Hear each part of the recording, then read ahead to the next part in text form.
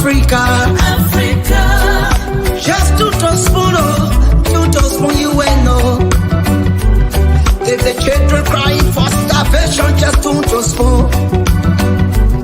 You want to get a news update, my brother, to spoon. You want.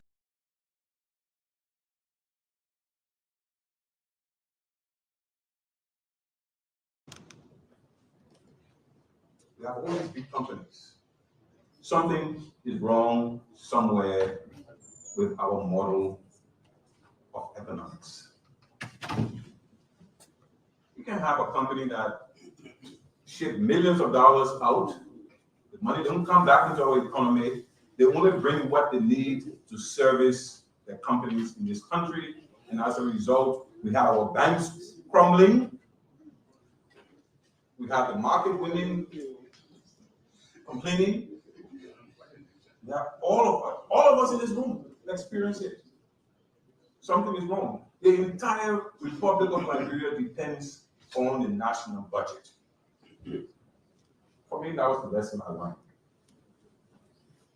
And so, my colleagues, I think you're going to see a different style of oversight. Especially, I have spoken to my chairman, the Revenue Committee is going to be. And that's our greatest fear. What about that?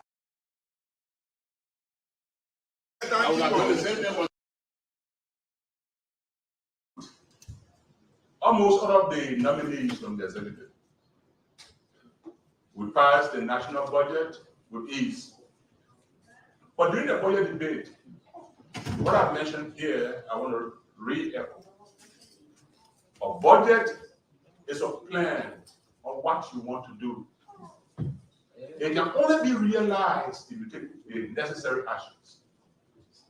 We have to be intentional in improving our oversight. I'm happy that Senator Finley is very enthusiastic about the revenue collections. We hope that we generate the revenue that we need to match our planned expenditures. I was listening last night to our reading one online paper where one politician predicted a massive budget shortfall this year. But if we work collectively together, we can avoid a shortfall. So I think we can only do that through major oversight over the revenue agency issues. We saw the issue of the tenure. People that were confirmed internal positions were being taken out of the jobs when the tenure had not expired. We sat here. We sat here and did nothing. These people on their own, they went and challenged the removal at the Supreme Court.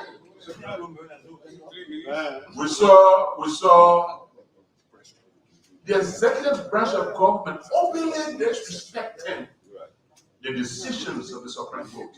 Yet this plenary that I know kept standing. It should not be.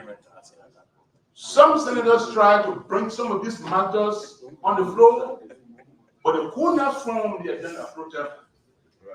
And we know you, who you have been in the past. You have been very vocal as an opposition leader. Here, that's why we made you our protest. And so we expect you, when national issues come, let them form, if they come from senators, let them form the agenda. And let us debate them. This is the theater for national debate. National debate is not the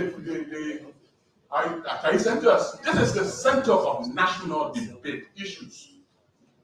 And so we want to thank you for the leadership, but we encourage that as we go to the next session, that critical national issues, when brought to the attention of the Senate, will form the agenda. Thank you very much.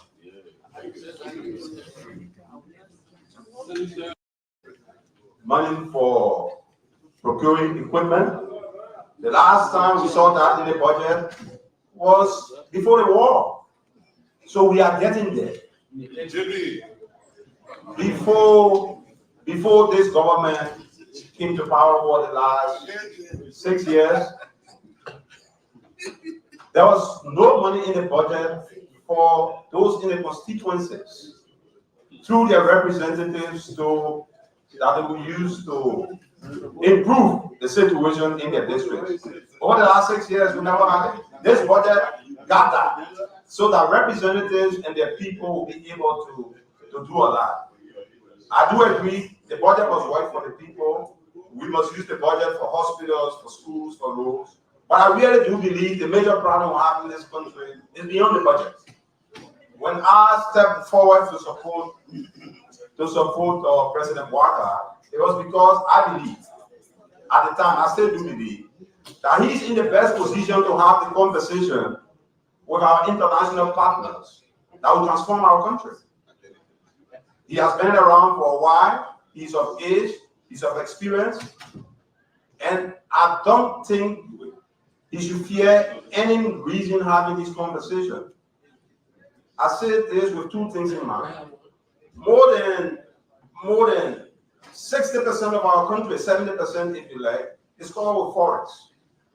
And we have a huge portion of our population living in the forest area. People in the forest don't even have clothes to wear if you drive through the forest of our country.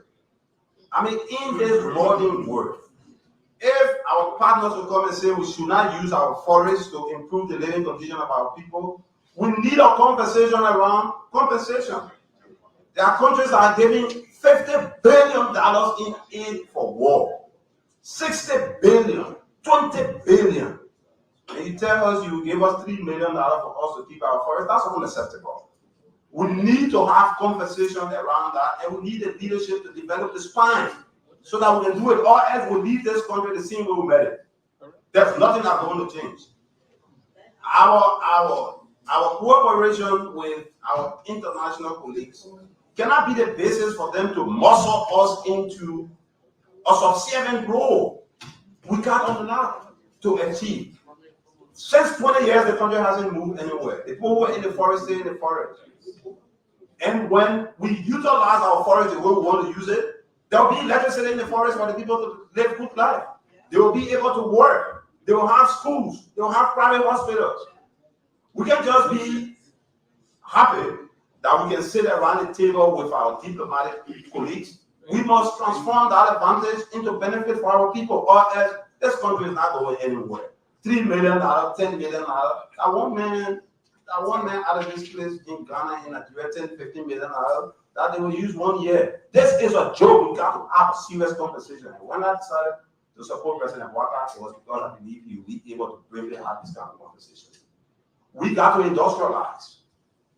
And we got to have that conversation. And I do not agree with those who say until we have cheap electricity. The NPP government was not amongst the best we had. But under the NPP government, we're producing plywood in Maryland, we're producing plywood in Liberia, we're producing plywood in Basso. We must be able to say those who are involved in the logging industry that you got to add value. This will boom our economy, will provide jobs for people. It can't just be about regular politics, or else the country is not going anywhere. And I think we need to step up to it. Thank you very much.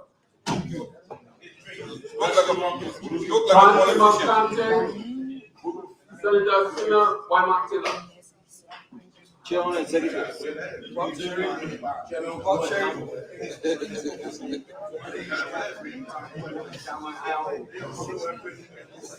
Our brother and colleagues, I'm glad that you are with me. At least we've seen what you didn't say.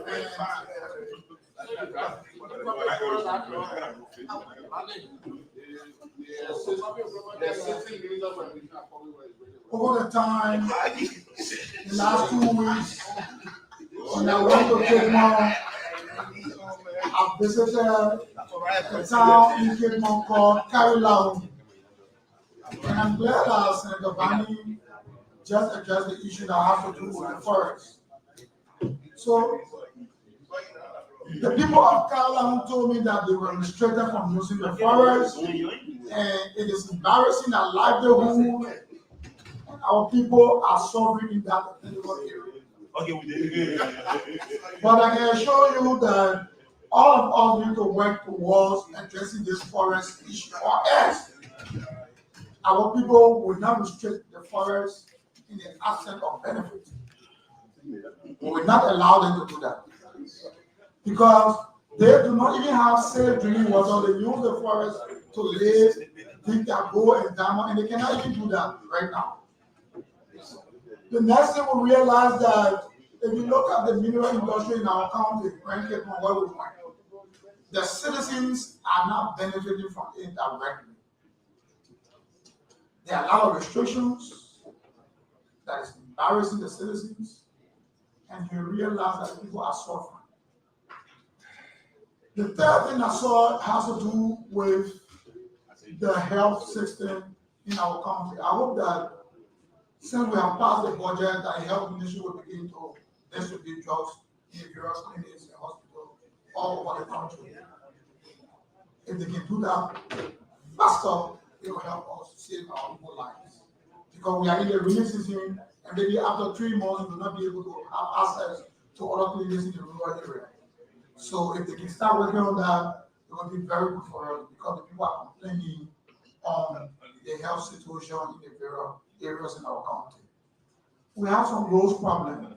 There are a lot of bridges that are dilapidated, and Addressing the issue of volunteer teachers during the execution process. Madam Pro Tem, distinguished colleague, if you were opportune to sit at the expenditure hearing of the budget, you will be concerned as to how previous budget was executed. Most of the institutions that came to defend their budget, when they were asked about the upturn placed in the draft budget, some of them said they didn't receive a dime, although the upturn showed that certain money went to that entity. So it has to do with oversight, and we have made commitment to this plenary that honor our watch as chairperson and members of the committee on the Ways, Means, and Finance will ensure that those monies that have been appropriated to institutions be executed appropriately. There should be no preferential execution of the budget.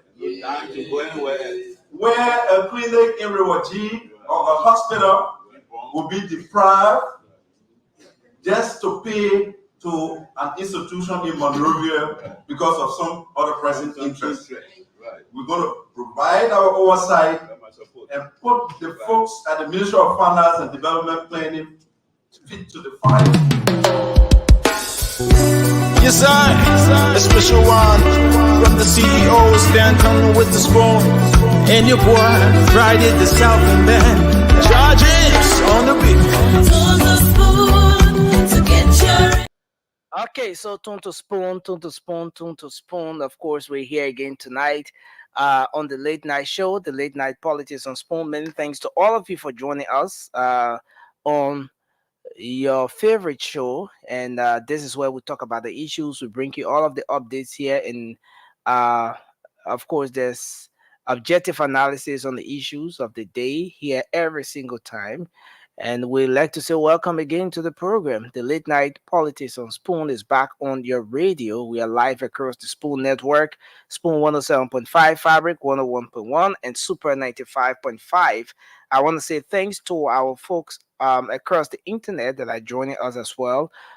Many thanks to the folks on Facebook, Fabric TV, Spoon TV, and Super TV. Thanks to the folks on YouTube, Spoon Talk Live, for joining us tonight. And yes, we're going to have a fascinating conversation. Kindly share the program as you come on, as we get set to take you through another edition of the program tonight. My name is Nelson Collet. Let me bring on Francis Javate. Amazing when you come to class soon. you can get some privileges, and he's not responsible for the people who can come soon. But Francis, it's good to have you on the show tonight. How are you? Welcome. Thank you, bro. It's good to be here. I'm good. Thank God for life and health. I hope everybody's doing well. It's good to be here. Good morning to our folks in Liberia. Good afternoon, good evening, wherever you are. Yeah. So it's a good thing that we're here again tonight to talk about Liberia, to talk about the happenings, and of course, make some analysis on those issues here tonight. You want to take us through the comment section quickly and just recognize a few Absolutely. of our folks? Yep, absolutely.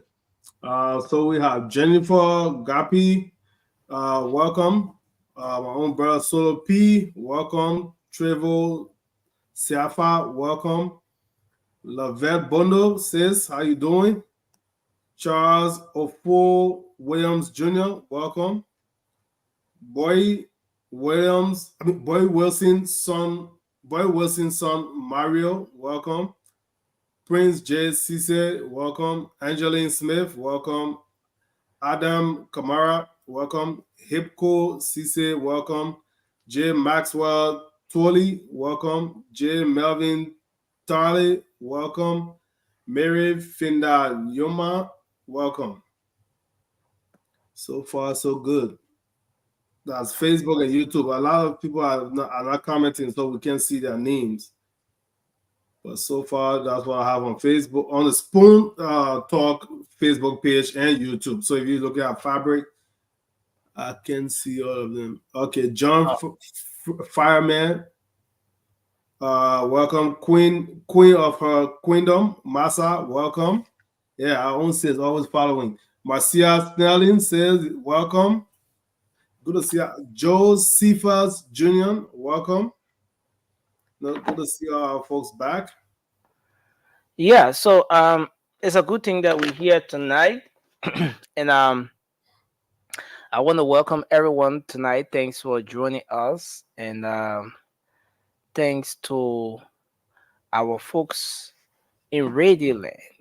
Someone jokingly said to me the other day, Nelson, we can be listening to you in the net. You can be welcoming the people that are online. How about all that on the radio? Why you can call out one by one and welcome us? And I just laugh, But yeah, that's an amazing thing.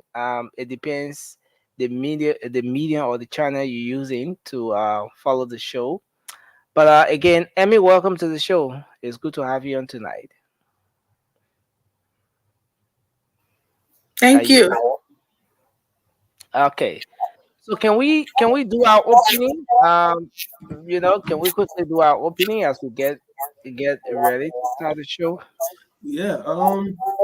Unless you want me to go first, I can go. Okay. Yeah. I mean, there's a little bit of feedback coming from you. I don't know. Yeah. Okay. I think it's good now. Now that you're muted. All right. So let me do my opening while Amy adjusts. Yeah, it's always good to be here. Thanks to everybody for following. There's always something to talk about in Liberia. We hope our country can do better and get better. But shameless plug, I'm still going to talk about my initiative of sending over 1,000 smoke alarms to Liberia. We are nowhere near where we want to be, so I'm appealing to all of our folks. As a matter of fact, Nelson, I will talk to you tomorrow. I'll send you a picture. I'm probably going to auction something that my wife is going to kill me if I do. But she bought me this brand new PlayStation 5 2 years ago. I'm not even taking it out of the box. So in order to get more smoke alarm, I will probably be auctioning that PlayStation 5 brand new, never been even taken out of the box. That's how new it is. So, but I just appeal to everybody. Our people in Liberia, they don't have the opportunities that we have outside here, and the fire situation is destroying their livelihood. So, whatever we can do to help, let's do it. My goal is to gather 1,000 smoke alarms. I know that's not even enough. That's nowhere near the number of homes that are in Montserrat County that are being affected every week. But whatever we can do, we need to do it and not make excuses. So I'm appealing to everyone, our followers, brothers and sisters. Please join me and let's gather at least 1,000 smoke alarms to send to Liberia in the next few months.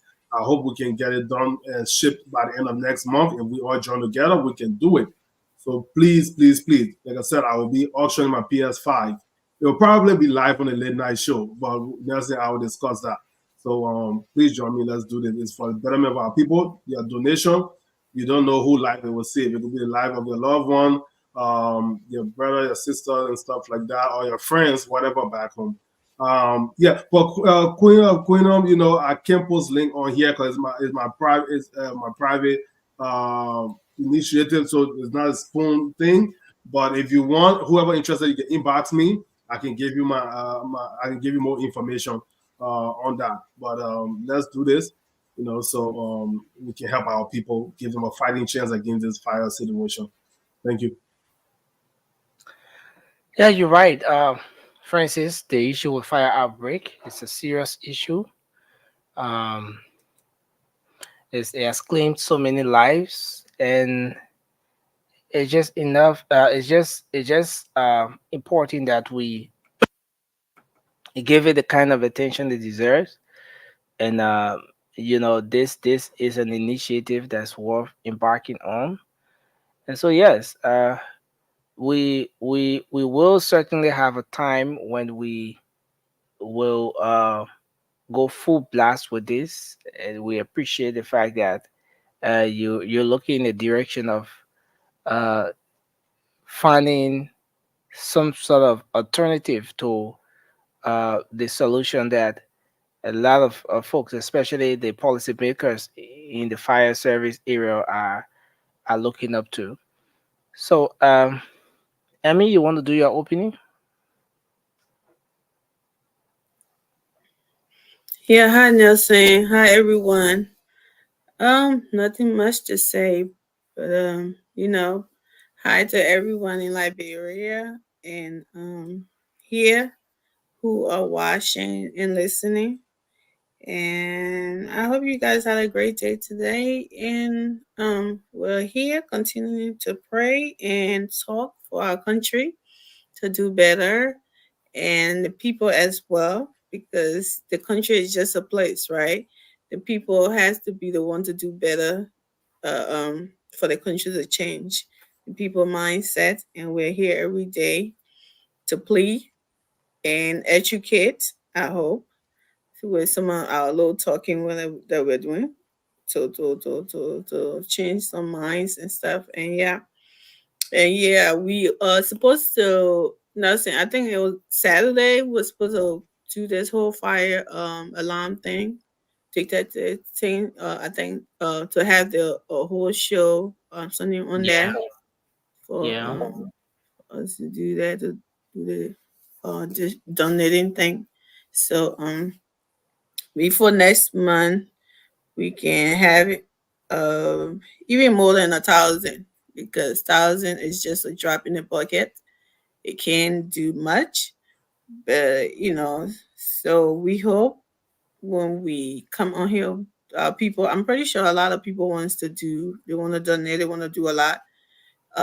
Everybody wants to help Liberia because it's a collective effort that we all have to do these things. We can't just depend on the government to do everything. The government cannot. We have to help in any way that we can. So yeah, Sam Francis has kicked it off. I think we should all join and run with it. And I hope we have that Saturday to do that, Nelson. yeah, certainly. Exactly. We will certainly do that, and this is important because uh, a lot has been going on in the country with respect to fire outbreak, and it's just important that we give this the necessary attention. You you just don't know how many lives you be. So Emmy, there's a feedback coming from you. I don't know why. Yeah, I don't know too. You still hearing? Yeah, can you mute like Bila and Francis did, and then once you're speaking, you can unmute. Okay, yeah. So I think the feedback is gone. Yeah. So a lot has been going on in the country with respect to the loss of lives, fire outbreaks. So it's important, and we are certainly going to take up a time when we'll go full blast with this and support this initiative that our brother is undertaking. Bila Swari, welcome to the show. It's good to have you on tonight. Thank you. It's a pleasure being here. And let me say hi to each and every one. I mean, Francis and that of all those are following. We like to Okay, urge so you to mhm. share the show and keep sharing the show and like we always say, send your star to support the platform, so we can get there as an institution. Yeah, because one way or another we part of Spawner. Yeah. Certainly. So, what's on your mind? What would you like to say as your opening, just so we get the show started? Yeah, basically, what is on my mind is Liberia always. Basically, it's restricted to the issue about land dispute in Liberia because always we have not had interest to discuss some of these things. And at the end of the day, you see people have been victimized, people have been like this in China, they haven't had the kind of justice that they ought to have. So we like to urge whatsoever institution, I think the Liberian Land Authority and other business material code they got around to speedily try some of these cases because as you may be aware, there has been serious land dispute in Liberia. Restrictedly, you can look at the issue of Johnsonville and even in that part of Mount Barkley. And there has been serious noise going on where sometimes people are hurt. And we just like to speak to the authority to actually look into this matter because at the end of the day, you don't want for people to lose their life just because of a land that's not valid to people losing their lives. So that has been my concern. I have been opportune to watch some of those basic video, and nursing it is disheartening for you to see people talking call out at one another. That country is a country of law.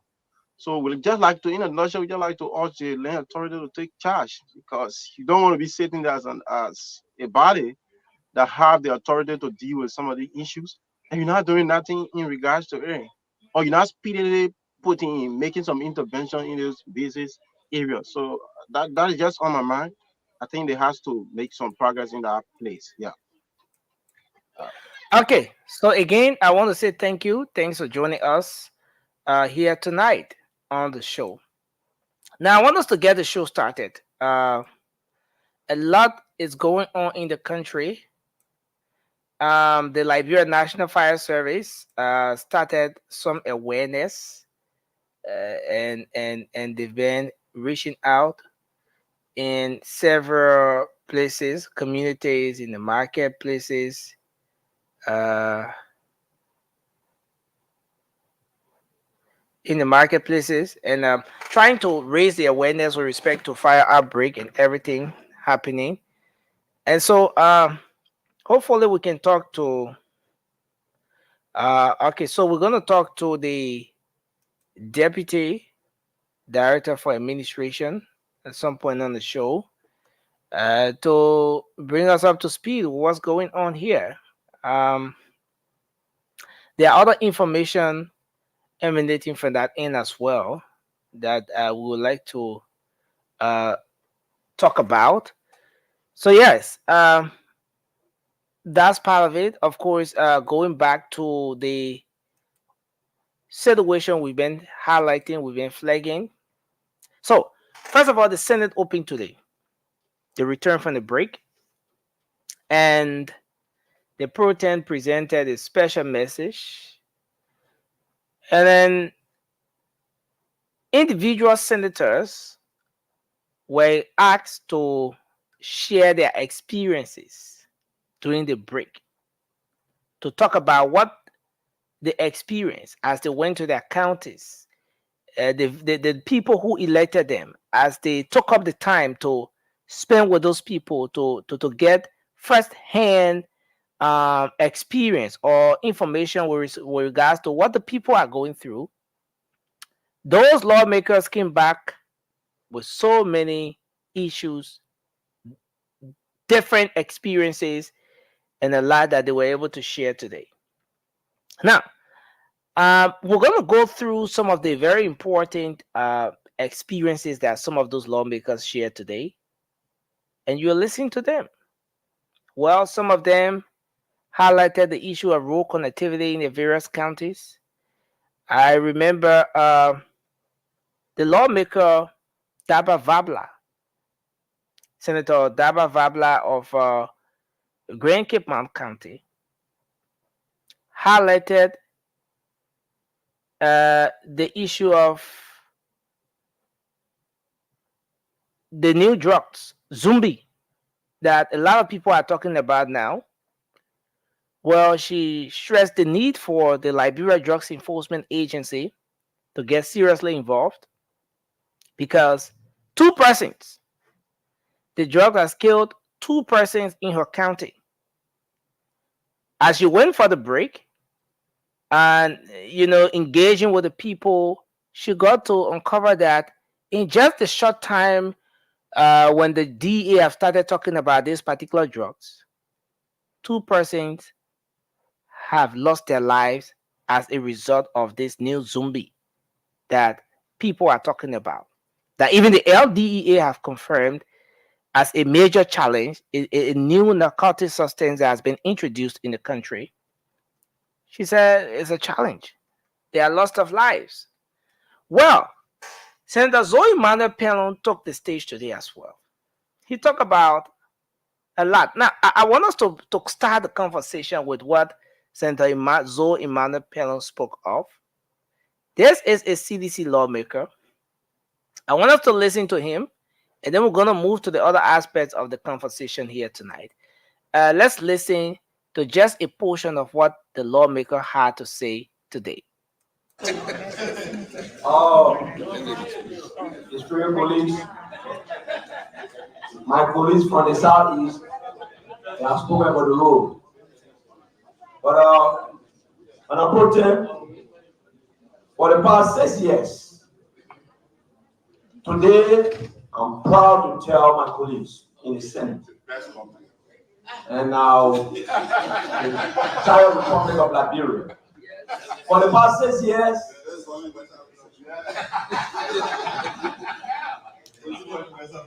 for a Grand Julian to drive from Grand Julian to Monrovia for less than 7 hours. In less than 7 hours.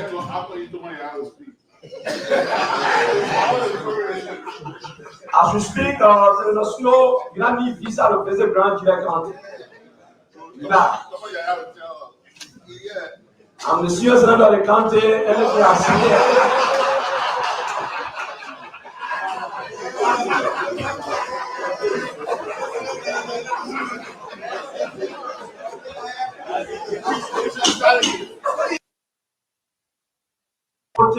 Distinguished. For the past 6 years, you can go and find out for yourself the health sector in Grand Julian County. The health sector in Grand Julian County.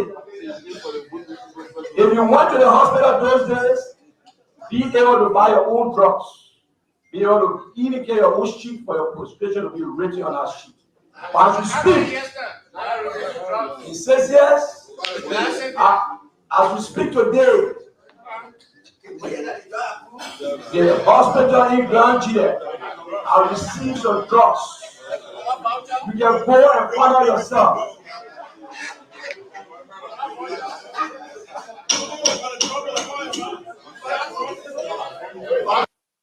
Then compare the budget, the one that was then passing, how long and how much they are giving to people of Grand Julian County with the health sector. And now, to speak to you, to tell you that today, before even the passing of the budget, the lecture that they met on the board, the people of Grand Julian are getting 50% of what they do us. The District Police, our students in Grand Julian County, they are getting prepared for WAS, and it started. Okay. So I want us to take the conversation from here, folks. Well, is the lawmaker speaking to the reality, or is he being political? Now, because as he outlined his experiences over the break, he's talking about, first of all, the roads. The roads were not accessible, but now it's all okay now. You can drive from here to Grangela in 6 hours and you'll be back. But he didn't stop there. He went on to say for the past 6 years, he kept going back to the previous administration. In other words, he's saying, under the CDC government, this, that, and XYZ did not happen. He spoke of drugs in the hospital, how difficult it was for people to get access to drugs. But now he's saying that there are sufficient drugs in the hospital. Now, it takes us back to the 100 days deliverables when the president took on took the stage to make that presentation. One of the things he said was that there have been sufficient distribution of drugs through the county distributors or what have you at different health centers across the country. The president said that in the 100 days deliverable. I mean, is this a confirmation? Is the lawmaker? I want you to weigh in your own thoughts on this. Following this comment made by the lawmaker, after talking about what is happening now and what did not happen 6 years ago, the first thing I want us to figure out here is that this lawmaker has been a CDC lawmaker. Even after this presentation, a lot of the folks asking, are you still CDC? He said, yeah, I'm still CDC lawmaker. They said, no, you're going. He said, no, I'm not going. I'm still a CDC lawmaker. But what's happening here? Is he speaking to the reality of the day? Or is anything happening here politically? Let's take 1 minute each on this, and then we can come back to the other issues. Let's start with you, Francis. Yeah, it's I think he's credible, but you guys in the media and on ground in Liberia can verify if what he's saying is political or not, because they just came back, right? All of them went home to Liberia counties, and I think was this speech today? Yeah. Okay, and I believe sharing his experiences. Yeah. A few weeks ago, you play another one when he talked about the same Grangela road, right? When he used to take about 12 to 13 hours, but it took him about 6 hours or under 6 hours to get to Monrovia. So more people will be talking about, oh, it was dry season. No, he was not speaking of dry season about the road issue. It's rain season. Rain season starts April 15 in Liberia, correct? From April to, I believe, October. So we are in May. It is raining a lot in Liberia lately.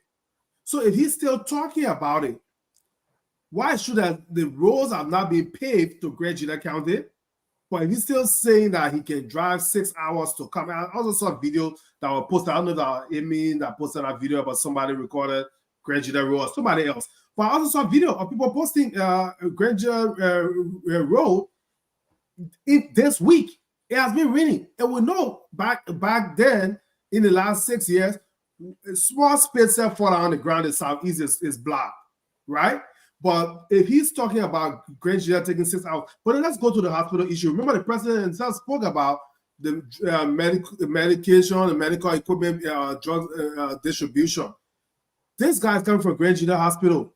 He's a sitting senator. I don't think he will come on national platform and just lie. Especially he contrasting what this administration is doing versus what the administration he support and continues to support did in the last 6 years. So it's not about politics, but this is what we need, right? Because I will want him also to come up and criticize the administration if the people of Grangela are not receiving their share of the national budget or whatever is supposed to go to them. So I believe what he's saying, until anybody can come back and give an alternative opinion on that. But he's a senator of Grangela County, and he's speaking towards his experience. I don't think he flew from Grangela to Montserrat. Francis, what do you make of the aspect where He kept saying 6 years ago.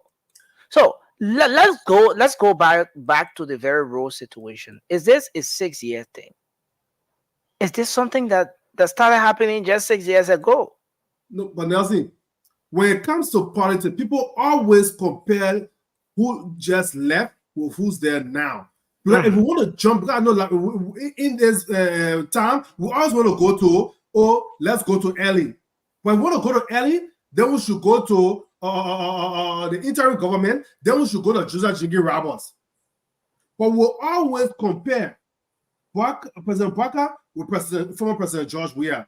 The next president that will succeed President Parker, the comparison will not be, let's jump over President Parker, go to former President George Weah. It will be the current administration versus the past administration. So it's only fair.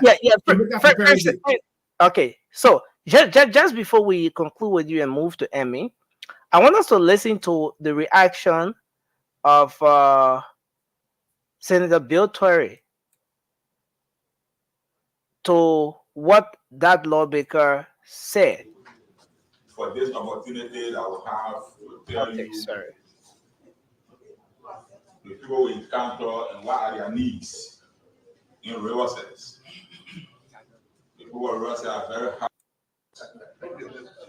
All we pray for is to create more harm to us if they continue with the way that they are doing that.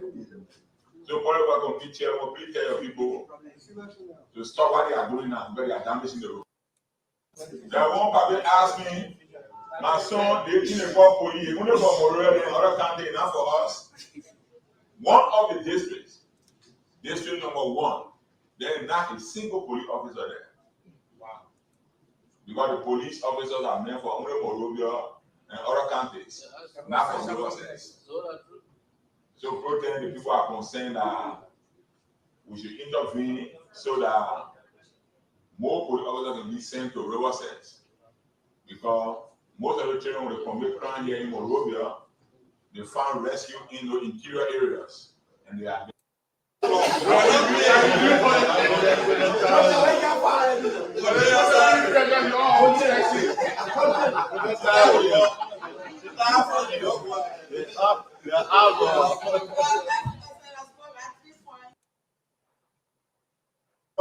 as a leader of the Basel people, you should intervene so that police can be in our country. Of our commissioners, development superintendent, I'm going to make it up for it now.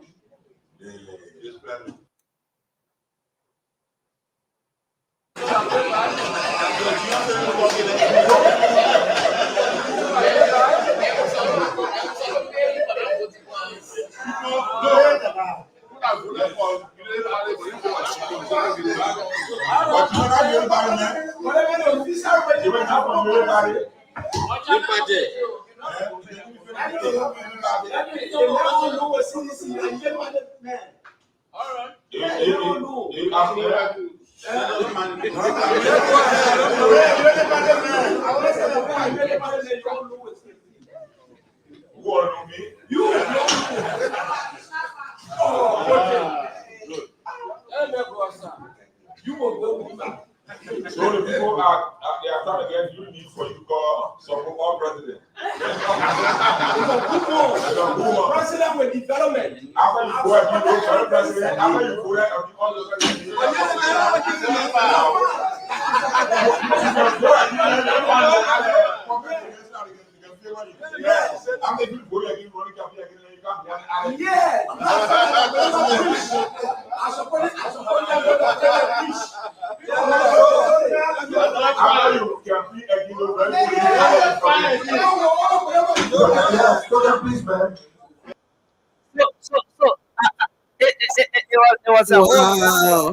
It was a whole long one.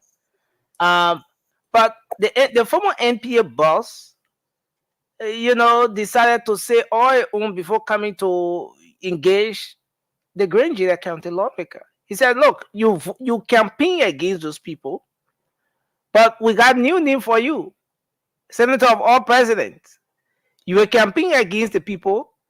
Then when the people manage to win the election, then you come by and start talking Google thing for them to favor you." I mean, in the midst of everything we heard from the senator, does it? I mean, let's conclude with you, Francis, and then we're gonna move to Amy. I mean, But Nelson, does it appear like someone wanting to get favor, or is he speaking the reality? look, Nelson, before Bill Tuare went on his random tangent and stuff, I just want to compare what he said versus what the great judge senator said. He was speaking to his reality in river sense, right? He was talking No about police police officer. and things like that. And we've said it so many times on the show. A lot of us talk about decentralization, and we've also pushed. I mentioned all the time, Liberia will never get developed the way it's supposed to be unless county and local officials are elected. Because a superintendent of a county will prioritize what his or her people need, right? So they will prioritize the roads in that county, or they'll prioritize police. But the national government cannot do everything. So that's the problem. His experience is lack of police, and that's not unique to River Cess. Once you get outside of Montserrado County, or even Monrovia, there's is non-existent. You see, it's non-existent. So he's speaking the truth about the police situation. And I want to believe Grand Judge Senator is speaking the truth. If he thinks Grand Judge Senator is just cozying up to President Barker, let him send people, journalists to Grand Judge and verify. Is the River Cess County senator wrong when he said this man campaigned against the Unity Party and he should not be saying all this? But you see, that's the problem with our politics in Liberia. They say, so long I campaign against you, nothing you do right, I should speak about it. And that's why it comes back again to the local election in the counties. Because if Grenadians are seeing that their hospitals have medication, they don't have to go and buy their own medication, and the roads have been built, then their senator is castigating the president. You know what the people of Grenada will do? They will vote him or her out. So you don't have to castigate the president just because you voted, you campaign against that president. If the president is doing good, you speak to it because you represent the people of your county. That's what you're supposed to do. Not say that, oh, because I'm against you. So even if you bring the rice price down or stable election city, I'm just going to speak against you. That's the problem with our politics in Liberia. Thank you. Thank you, Francis. Emmy, don't you think that with what the lawmaker said, he's in a way trying to narrow the chances of the very party he supported for 2029? Nelson, these questions hurt my head when I hear people, Liberian people, doing and saying stuff like that, especially with the elephant man, whatever his name is, said, at this point, it shouldn't be about party. That's what we keep on here and keep saying, right? The election is over. People can work together for the good of the country. You're a senator, for goodness sake. You're not you're not serving as a citizen. You're serving as a senator of that county, right? And generally for Liberia, lawmakers and whatever. So why should your party be the number one thing on your mind instead of doing or saying the right thing when there is the right thing to be said, right? And you look at it, you see something good and you're calling it bad because you're from another party. I think I don't see anything wrong with that. Okay. If the party you're from want to be relevant or want to be looked at as a good party, then do everything that you're supposed to do. Do it right, and it was something not because your party did not do it right and someone else is doing it. So you say, oh, it will make my party look bad, so let me not something, because that's the mindset of people that built Tuareg then, and that's very, very sad and disgusting. Because he came as he started attacking the senator because he said those things. So he had to come and say things that were bad to overshadow those good things that the senator has said. Okay, you're talking about the people facing road, and you're talking about the damage in the road. Does that make any sense? the grilling, the same grilling they did to the Grand Gita road, it's the same grilling they're doing to the roads in Riverside. So if they did it well for Grand Gita, then what about what's so special about Riverside that they can't do it? You But know, he was just trying to, and you're making a very great point here, Emmy. The two senators have something. The accounts are not going the same direction. One person is saying something very positive about the road connectivity, while the other person is saying the worst. They're both in the southeastern region. Let me bring Shirley on. Alfred, thanks for joining us tonight. Welcome to the show. Shirley, welcome. Thanks for joining us tonight as well. One person is saying that, look, that road that public works grading, you'll stop it. That we, in fact, we've spoken with engineers, we've spoken with people who have some technical knowledge when it comes to road construction. And what they're telling us is that if you continue constructing, doing that thing you're doing to justify your money, that road will be damaged. The situation will get worse in no time. So public works should stop. Senator Zoe Emmanuel Pena on the other hand is saying that, look, my road good. I can drive from Moravia to Grand Gita in 6 hours. That's what I'm saying, Nelson. He's trying to muddy the water because Zoe Manuel Pena came and started acknowledging the were thing that was being done on the road. He did not say it was perfect. He didn't say it was, and that's supposed to be the way it is. But he said at least I can get to Moravia faster than I used to, and he doesn't like that because he make it. I mean, or it sounded in his ear like, oh, this guy is dragging CDC in the mud. So let me come back and do something that will overshadow what he just said. Because, like I was saying, Nelson, if the same people who built the road from Grand Gita, and we've seen some videos as well, did that and it's passable now, what is so special about Riverside's road that there would be damage in it? And this is sad. This is what we said at Liberia changing. We always say in the country need to change. No, the people in the country first need their mindsets has to change. And the so-called leaders, if they're behaving like that and thinking that way, the people that are following them, what do you expect of them? And to say, oh, because you from another party and another party is rooting right now, so that means that you're enemy. They say, even what are they doing anything good? Don't talk about it. To make then that means you'll make your own party look bad. It's disgusting. And you come in and attacking your fellow senator on the floor because he said something. He spoke his truth, what he know about his county, and then you said, why didn't he say the other way? Because he's from your party, and he must be pressing because he ran against them. He ran campaign. Campaign is over. The election is over. Why should he keep running campaign against them like you want to keep doing? Since you know what to do with the Riverside Road, you sat down to the Freeport there, whatever, and you got all the money you're stealing from them. Why didn't you go do it to the Riverside Road? Since you know what to be done, and the ones that are doing that right now is bad. Why didn't you go rescue the people of Riverside? It's just so disgusting to see all the greedy politicians come in power and they don't want to do. Thank you, Emmy. I think I was muted. I think I was muted. The country and should always be about party. I can't stand that. Okay, but again, I want us to agree here that this man is quoting engineers' report. This man is saying, okay, so we have someone. Do you have the engineer a citizen of the county?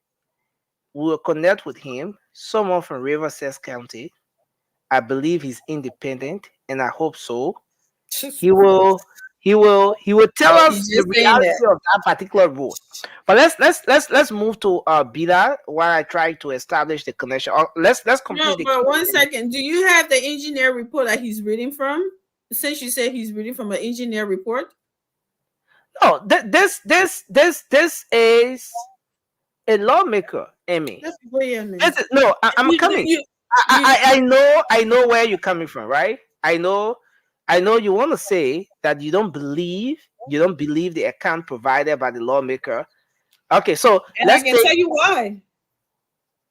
Yeah, and I don't really know why. I mean, you don't Exactly. believe I that can tell too. you why. It's from the way he's speaking. That's why I don't believe him, because he attacking somebody who said something good.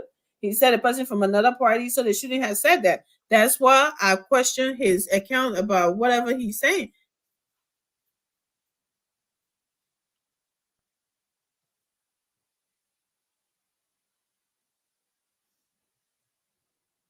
I think it's you, sorry. I don't know what's wrong with Nelson. Yeah, I think he's muted. Okay, so sorry. I'm trying to bring a senior media colleague on. He's from Riverside County, and he wants to weigh in his thoughts on the reality of the road. Yeah, he's one person who goes there regularly. So, Chokon, welcome to the show, sir. It's good to have you on. Thank you. And thanks to the entire analysts on the show of mine. This is my English has more public relations for anybody here. I have not gone to Grand County for the past few months. The last time I was in Grand was in September, as close to the election. Okay, so the last time you went to Grand County was, oh God, there's an issue. I don't know how impossible it was. Yeah, I want to get something. Sorry, the line. Okay, let me connect with you directly on the direct line. I believe it will be clearer from there. Yeah, because there's a break in with the internet thing. So so Bila, you can go on while we try to re-establish contact with Trokan. Yeah, go ahead. Yeah, thank you. Before that journalist coming to give his part of the camp, but I listened to the senator. You see, I think he's a new senator. He doesn't have any clue to the legislative politics in there. Somehow would say, like Nelson said, is he gaining favor for the government? Even in the face of God, you can gain favor to get more blessing. The Quran said it. So what is it big about somebody gaining favor from the government that you did not support in a campaign time? To get the kind of a development your people need to get. That is why more lawmakers fail. Because they feel that they should stick to party mandate.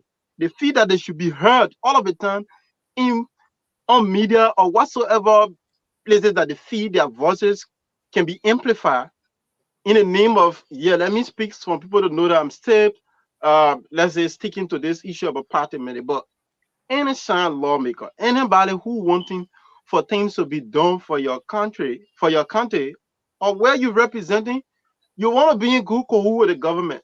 Nobody's saying you can't criticize some of the things government will be doing, but you have to be careful that you're serving the people, and the people needs and wants should be something that you should take into consideration. Now, I listen to the lawmaker saying, come on, you supported the CDC, now you coming to the people talking about, you want to be us, president, senator. That was disgusting. What it says about the reality somebody should not see, even if it is true, and people seeing these things. So you want for that senator to be hypocritical, to come and say, oh, nothing is being done, and on that road is just the user way because in his mind he felt people. What was he doing in his says? Yeah, he was NPA director, like the sister said. Okay, so we're gonna come to you. We're gonna come to you, Abila. Sorry, I want to hold you there and bring Chokon Freeman on quickly, and let's hear from him, and then we will come back to the panelists.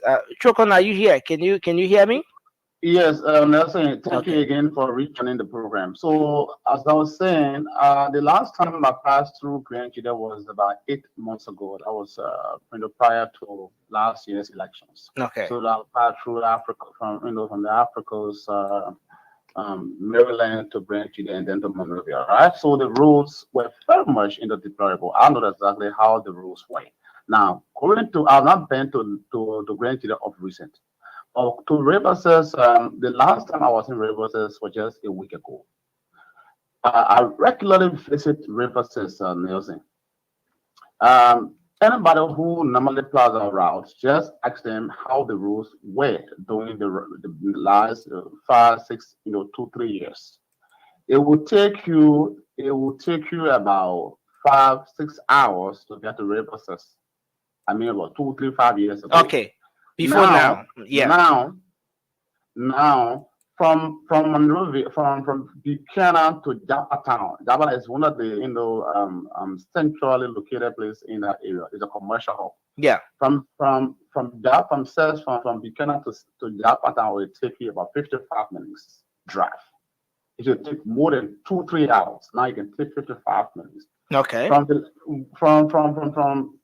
Buchanan to RTR, it will take more than 5 hours. We took 1 hour, 30 minutes from Buchanan to RTR. And from RTR to the border between Riverses and that of South County, just few minutes drive. So I'm just telling you the significant progress that have been made in recent times. So if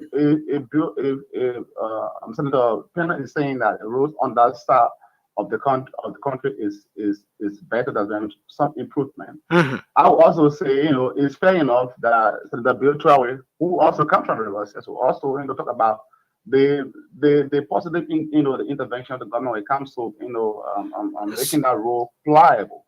The stress we will go through from Buchanan to Riverses, has been reduced. Seriously.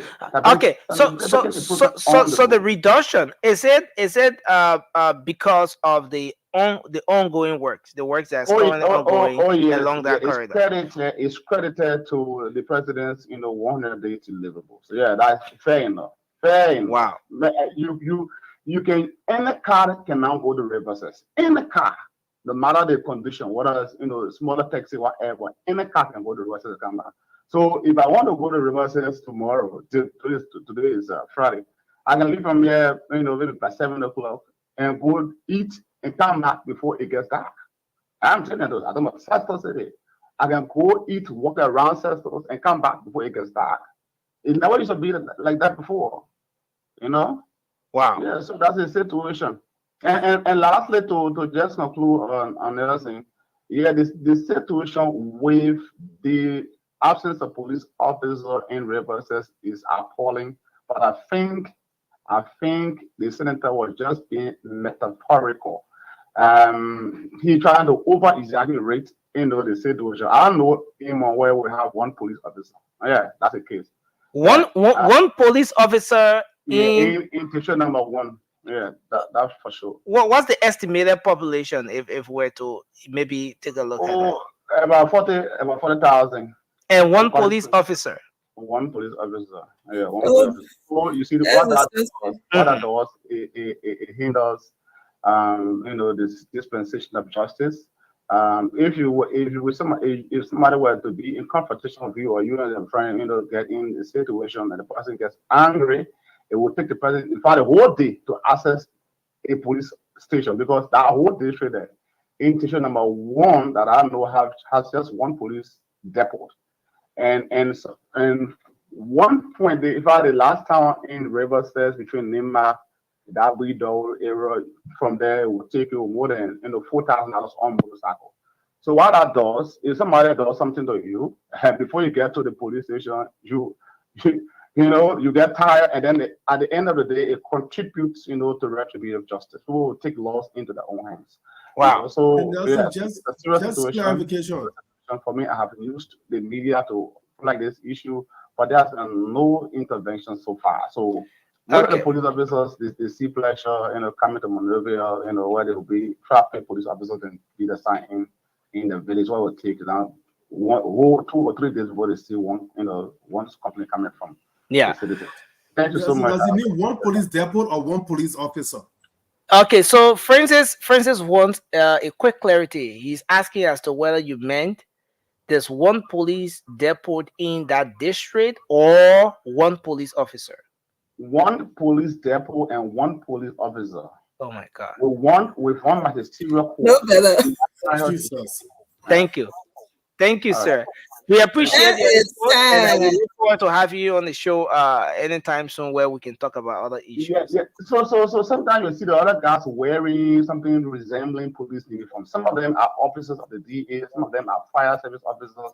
Some of them belong to different police, apparatus. So they're complementing the work The of the work of Liberia the National actual Police, but they are police. not really police officers. Joint Well, security. yeah. Thank you, Wow. sir. We appreciate you. Thanks a whole lot. I appreciate the fact that you're able to come on to talk about to weigh in your thoughts on this issue, sir. Thank you, Nelson. You're doing wonderfully well on the show. Thank you so much. I'm proud of you. Thank you so much. Thank you, sir. Thanks a lot. Thank you so much. I told Okay, you. so you know, this I this told you I'm this is trying to where muddy we the are. water. So at the end of the day, one thing that he confirmed is the aspect where the lawmaker said there's an absence of security presence, right? You know that there isn't that much security presence in the place. Yes, you There's can zero. imagine Not even one. much. There's No, zero. nothing. He said none. He said none. There's still none, sis. You get that one police officer. Yeah, What so did so, they so do? you want to give that to the lawmaker. I You want to understand give that it's to the still lawmaker. something. Yeah. So, but on the aspect where he talked about the how do you call it, the police, let's say the road, there's a different view to the road situation. But Bila, you want to conclude, then we take our sister Shelley, and then we take Alfred. Yeah, thanks to the brother. I think Chokon, right? I think Yeah. these are people that will need something to come make some of the basic clarity. Because if people are repetitive in their mindset, that is, you want to subject yourself to certain things, you not see nothing going forward. And we always appreciate all of the panelists here, all those many Liberians that disabusing the minds of people, especially when it comes to this kind of information. Somebody will just wake up and say, okay, let me give you information to impress myself. And it's bad to our country. So on the issue of the police officer, it's a very unique thing. I think he had an issue, right? And that is not only restricted to the rivers here. It will shock you to know that you go in some places in the rural sector, you not even see police officer, right? I think the Liberian National Police needs to speedily try to make some deployment. I believe that there are some constraints, and they were talking about budgetary increasement, all the stuff. But I think the presence of police officers in a various area is matter, because we don't want to get this issue about mob justice, wherein you see people going after police station, all these things, because police presence has not been felt in a very rural sector. So I think the senator has issue on that, but one of the things Chokon said is he exaggerated that issue about the police officer issue. I think that there's a very unique way you can present the things. People should know that you're not being political So, about it. what People if, should know. Peter? Just what if the lawmaker is trying to present it in a way where it gets that attention, where that you want to present it in that way where there's an urgency attached, then you get the necessary attention, or maybe authorities responsible acting in a very timely manner, in a prompt way. What if he was trying to apply that measure? You're right, but you can't be responsive to somebody who claim that they are doing well in their country. They appear political. You have the power as a senator to put forth communication on floor, to call the police director. Why is the police person has not been fair? But when you want to make it more political, people don't take you serious. This is why more issue has been jeopardized in that country, because people always see us from a political perspective. Thanks we a have lot. to justify. Just conclude. Let's take care. Yeah, we have to detestify the minds of young people, that we should not always see things from our political angle. We believe that Buhari, he want to please his CDC party, because in their mind they believe that other senators in there who's been grading government and saying some of these things that has been the reality, they are contrary, they are deviant, so they can say in their political tone they are deviant of their party, and that is not it. Legislative politics is different from the politics outside there. You have to be in line with the executive to get something achieved. And that's what any good representative or senator will do. I mean, thank you. Okay, we'll take anyone. but let's hear from you, Shelley. You listen to the lawmakers the two lawmakers. One is saying that, oh, it's green at my end. The other one is saying that is red at my end. But at the same time saying to the man who's saying that it's green at his location that, look, you're saying it's green because you want favor. I mean, where do we stand with this? You also listen to the account provided. Are you? Nelson, I didn't get to listen to either one of them. So I actually came for the debate that we talked about last night. No, Is it happening? Shelly, you way beyond. I'm sorry, guys. Hey, Nelson, you know I have my show today, so that's what I didn't intentionally come to service late, like my brother Francis would say. You know, I was ushering somewhere else, and then now mine. But here's the information. That debate is actually tomorrow. Okay. Just to let it out, Vasco sent me the names of two other CDC supporters who will be joining the debate tomorrow. So two other persons plus him, Vasco, and then we're gonna have a great show tomorrow. We'll do the flyer, everything for that debate. You know, so it's tomorrow, Shirley. Don't rush the show. Take your time. Oh, Vasco okay. will be here tomorrow for that debate. Yeah.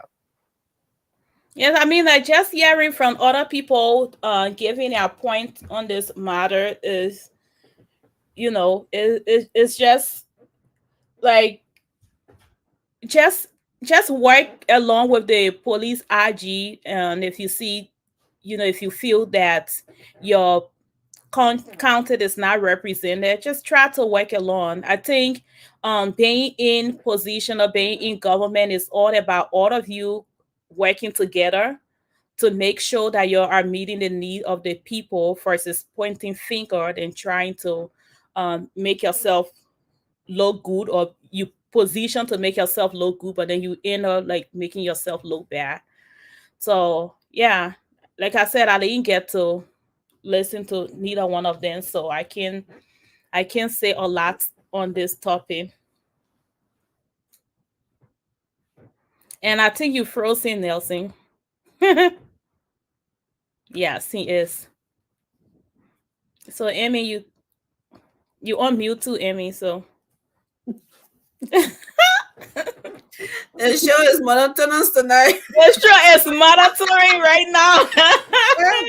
That's why I came late with the mindset of ready to debate. You see, I have a head start to even debate on Vasco tonight, and he's like, "Oh, we're gonna do it tomorrow." You have to wait for me tomorrow. Go ahead, Alfred. Hi, Alfred. Hey sis, how are you? Doing great.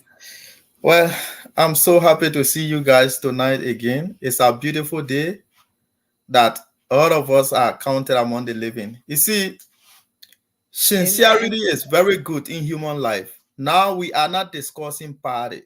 We are discussing the beautiful country that we have. Why will you look at somebody giving a good testimony about their country, then you saying that you are somebody that is all over, you are everybody president, knowing fully well that you are there to serve your people. So I think it's not about party, it's about our country, it's about the people that you are representing. So now what I'm trying to say here is to say that the representative or the lawmaker that said that his county is doing great, I think that is being sincere. That is saying the fact where it belongs. It doesn't matter who like you or not, but so long you say the truth is bitter. And then I listened to the congregation, I heard the other people arguing with him, saying that he's supporting the party that he voted against.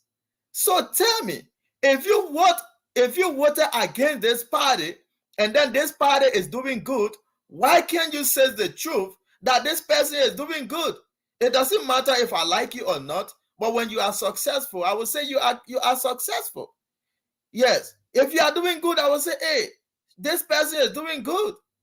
That is being sincere. So that's all I have to say. I think that representative or senator is just being bold to say the truth and nothing else but his experience. That's why he shared. And then we talk about the road network. The road, and then he's saying that the road is good. And according to, I don't know if Trocon or whosoever Nelson called, he testified about that the road is good. Why Liberian people are still preaching party?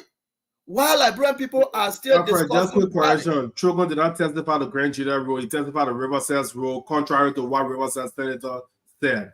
But he didn't testify the Grand Judah rule. Okay, so okay, I take it back. But then what I'm saying here to say that when the country is doing great, let us appreciate them for the little one they are doing. They will enthuse them to do more. Because there's a country who have no funding. By right, every country is supposed to have their own budget. Every country is supposed to have an avenue to create money, avenues to make money for themselves, without even asking a government. Some communities make their community road without even asking a government for funding. But Liberian community, either the country, we expect the government to give us everything before we take a step. So now, in this case, I just think that representative was bold. He says the truth and nothing else, but that was his experience. I submit. Wow. Thank you. Are we moving on? Are we thinking Vasco? Vasco, you know anything about this yet? Vasco, you know nothing about the topic, do you? Vasco got an inside scoop about Riverside and Grand Judah, so let him talk. Are you listening, Vasco? Your turn. Go ahead. Vasco, do you have son all the time over to? It's very laughable for all to kind of waste our time here on Dusty Road. Oh. Dusty Road. I'll respond to him on Dusty Road. Yeah, you were feeling your response. Yeah. Look, yesterday I sent a video to my sister Ami, and that video was what? 2022. Can you get that video to Nelson? It was the same time in April, dry season. You sent it in a group chat. Nelson can see the group. So why would you identify that you sent it to Amy? I sent it in a group chat. It was dry season. And you can see the road was pliable. You can see the road. The thing you're missing here, that dusty road during the dry season, you put a machine on it with greater, it's good. Car will drive on it good. But when you get in June and July, the story you're talking here, you're not talking. We all know I'm from Rosa. I'm from Rosa, I'm from Plo. So nobody tell me I'm not drive on that road dry season and go all the way to Plo. And the road can be okay during dry season. And some of the things you're mistaken, all the company the former government were working with, all the companies that are facing the road, all the machines that are stay on the road, those machines stay on the road. Your current public where people stay dealing with those same people. So dry season, those people will always great on the roads. The road always be pliable. When you get in June, July, when I be talking dusty road being here, that's the time you'll be seeing now the cars are here. Because there's nothing you can do if you don't put Kota on that road. There's nothing you can do. So Vasco, are you doubting 4 to 5, 6 days in a row? There will be nobody passing. Vasco, are you doubting what the senator said about the Grand Judah road? Is that what your argument is? I'm confused. No, I'm not doubting what the senator said about Grand Judah road. I'm saying we're wasting our time. For somebody to great our road dry season, it will be pressing it. When it starts to rain and that road be pliable, I will come here and get the Joseph Boga government 100%. But you see, but in your own right, man, what kind of dusty road during the rain season will be pliable? How you going to how will you do that one? What kind of match you going to apply on the dusty road? Hey man, what kind of match? Now the sun shining, the road dry. That person on the you get to car will be going. Okay? The one match you can play now, you know, you waste, how they call the thing, crush rock on that road. When it start raining, even it start raining, put crush rock, the crush rock still go on the mud. That mud, the sun just beat it a thing hard. The sun beat it a thing hard. When it start to rain, the mud will come out. There will be the road that you're talking about, those kind of trucks that can plow on that road. The trucks, when one truck pass and go, and it start raining, it finish. Okay, but Vasco, before you did the whole time,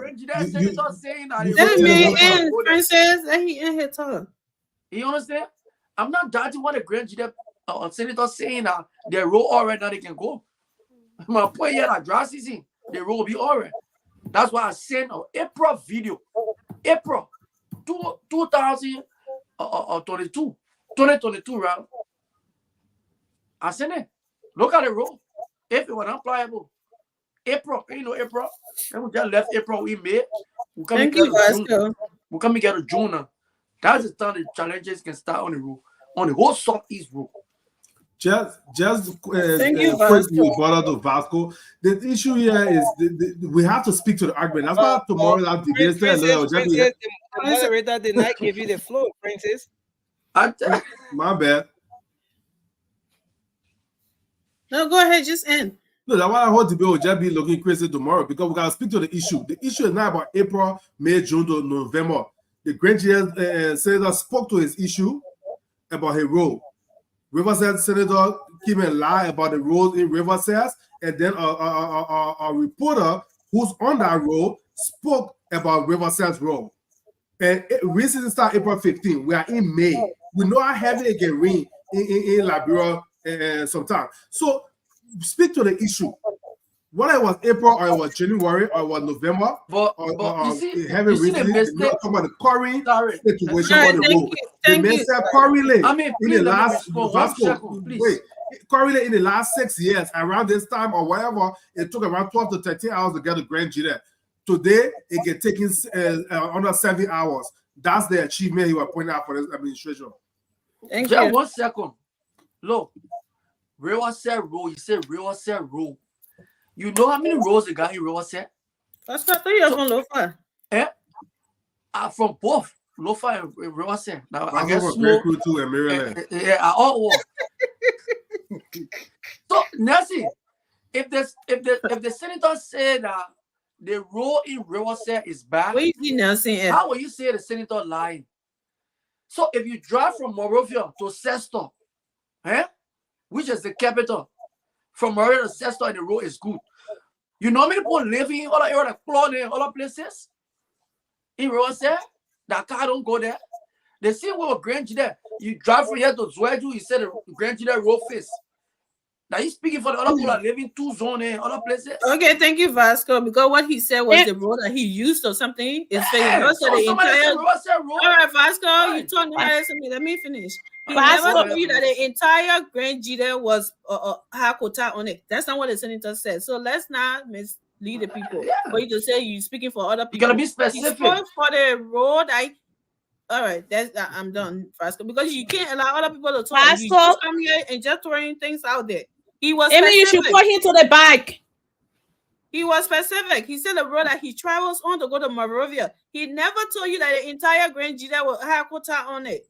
So don't come here and be throwing your tantrum and want to rebut what a man said and talking about he gotta be specific. You're not listening. He is specific. Next topic. Okay. Let's thank move you to guys. the next topic. Thank you Vasco. guys. You know, something very, very But I important. do have a question for Vasco, though. I was gonna talk and then y'all said wait. Yeah. You want to ask a question quickly just before? Yes. Vasco. Okay. Is the sun always shining to where you are?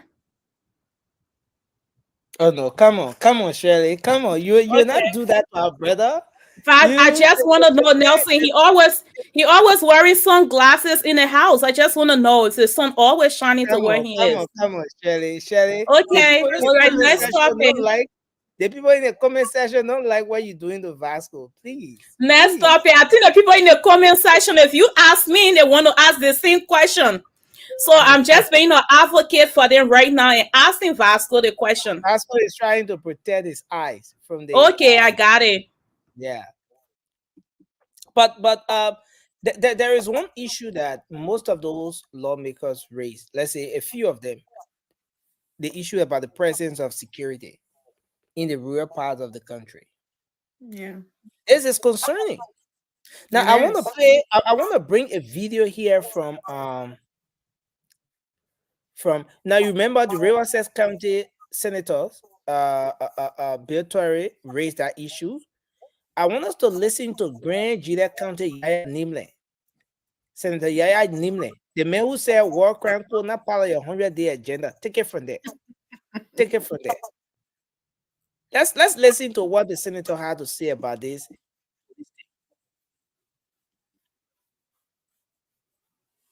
Ambassador County to discuss the child labor bill, and hopefully in the next week it hits the wall, but it drops. Now, some people have come here to talk about robust oversight. What is the definition of robust? For 5 years, when they release them, they don't bring them back to where they took them from. For 5 years, where we all need to go, and let's make that one decision and let that one decision stick, so that the people that we are asking to implement will implement. Enjoy is not implementing. They are doing what they want to do. Because the executive marshal said something different, something different. Metasti will not implement because we are saying something different, and the executive branch is saying something different. So we are not running a country. We are not running a government. That's my impression of it. We're not running without going through the judicial system. So within the next budget year, I will be appealing to all of you to please help us get some money in the budget to build a jailhouse, so that the person will come from the jailhouse, go to the judge, and the judge can sentence them to prison. It's not a policeman that's supposed to sentence you and I or anybody else to prison. That is the process that I like for. And the other thing is, police people are being assigned into county. They're spending 10 years there, and their performance has been very poor. There's a policy that the policeman should be assigned to a county maybe for 2 years, for 3 years. After that, they are reassigned. But our police here, they go there, they make it their home. And once you make it your home, your performance level is poor. Thank you again for the opportunity given me. Now, this is Senator Yaya Nimle. I mean, you want to take on from there. The lawmaker is raising issue with the performance of the police.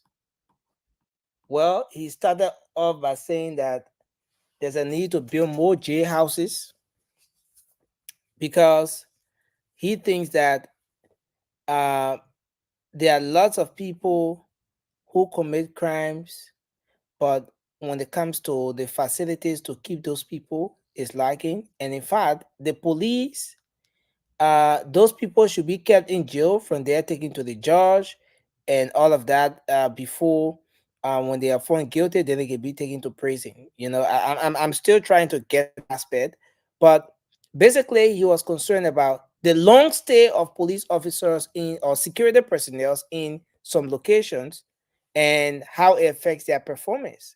And now he's also talking, he also at some point stressed on the absence of police officers in the rural areas. Is this something that should, for any reason, raise some concerns? Is this alarming, talking about the absence of security personnel in the rural areas?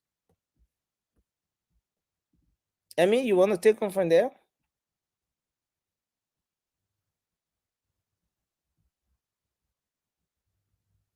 Sorry, I had a little problem.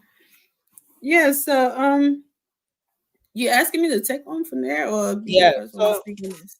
Okay, so let's hear from Francis, and then Emmy, you can take on from there. Yeah. I mean, he stressed a very good point, right?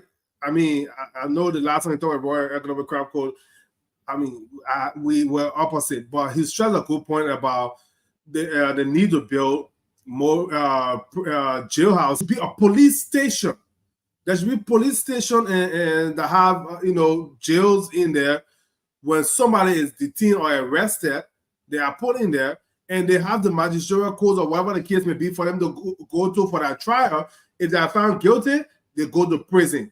But people shouldn't be getting arrested and going straight to prison like that, even for riding a bike on the wrong lane or without helmet. Like bro just said, everybody to prison and stuff like that. That human rights violation. They should have jailhouses. Yes, he's right about that. The only place I disagree with him a little bit when he complained about the police and that it's all being recycled.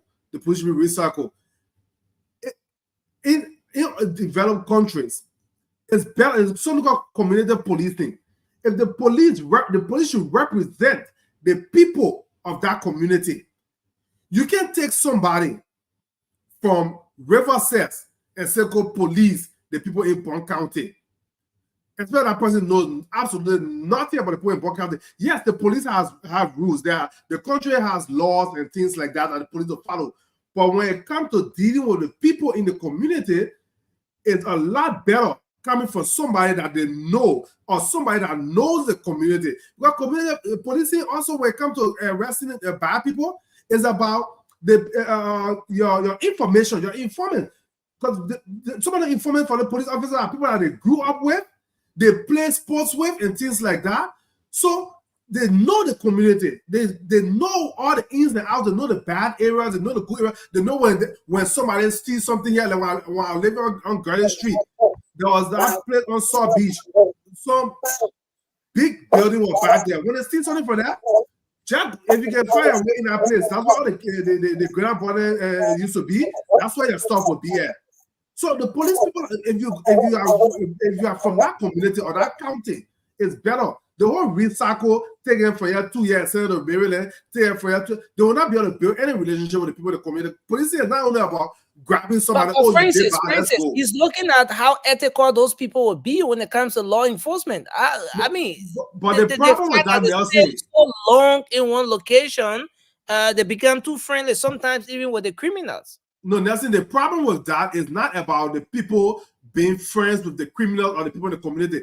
As a matter of fact, it's to the advantage of the police to be known in the entire community. But the problem is the lack of resources for the police people. The people not getting paid. They are being disrespected by the people by the government themselves.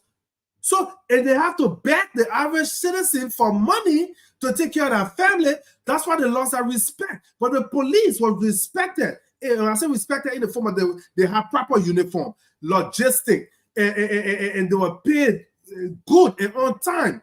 The police will be friendly with the people in the community, but he or she, nobody's perfect. Even the great nights there, police are being arrested and thrown in prison for bribery and things like that. But it's on a very low scale. So the police, if they are taken care of, they are treated well. That's why all the time I said police, healthcare personnel, and teachers. Those two groups should be paid well. If they are paid well, they are less likely to take bribe, and they will implement that duty according to what it's supposed to be. So community policing is the best way to go. But you take somebody from Montserrat and send them to Bapolu, they don't know anybody there 2 years later. Before they even build a relationship there, you grab them, you send them to River G. They will never be able to do that work properly, especially not even getting paid good. One person can sit there and see that a chopping spire, that's what they will do. So I do agree with him on that one part. The need for more police, for more jail, to not just simply straight to prison, but also to detain them if they are arrested before going to the court. I agree with him on that one. But the police thing, they shouldn't be switching them from place to place.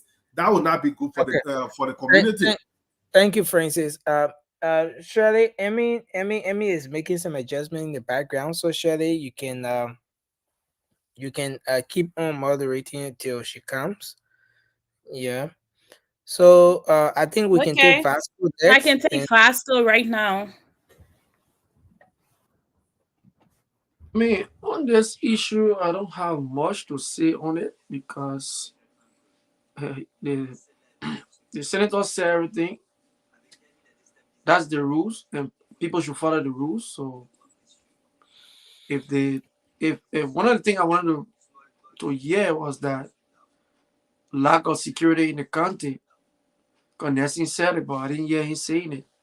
So if it is true that they have lack of security in the country, then that's a red flag. So I don't know.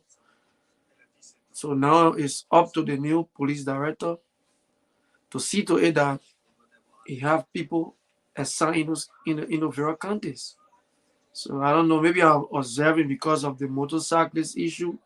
So he sent for all the police to come to Monrovia to enforce the regulation. That's why they have shortage, because I know there are a lot of people assigned in the various counties that reside there. So, I mean, that's just what I have to say on this topic. I don't want to be long. What do you think about, having more pricing? The comment he made, suggestion to have, more pricing being built. What do you think about that? Man, it's a good idea. It's a good idea. Every county should have a pricing compound. Every country should have it.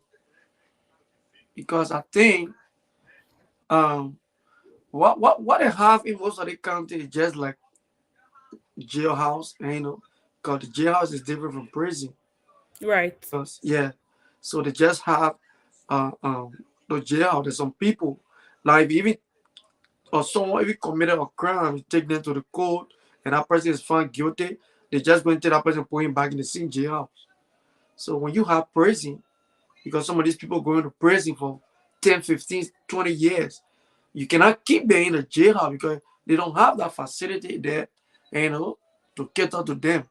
No, in Pastor, prison, just a sometimes, correction. He was talking about the need for more prison because you don't want people to just be going. The police shouldn't be sending people to prison. They should be able to go to jail, then they go to court first. But now people can just go straight to prison and when they commit crime and before they even go to court. And as what he was speaking against, it's not supposed to be so.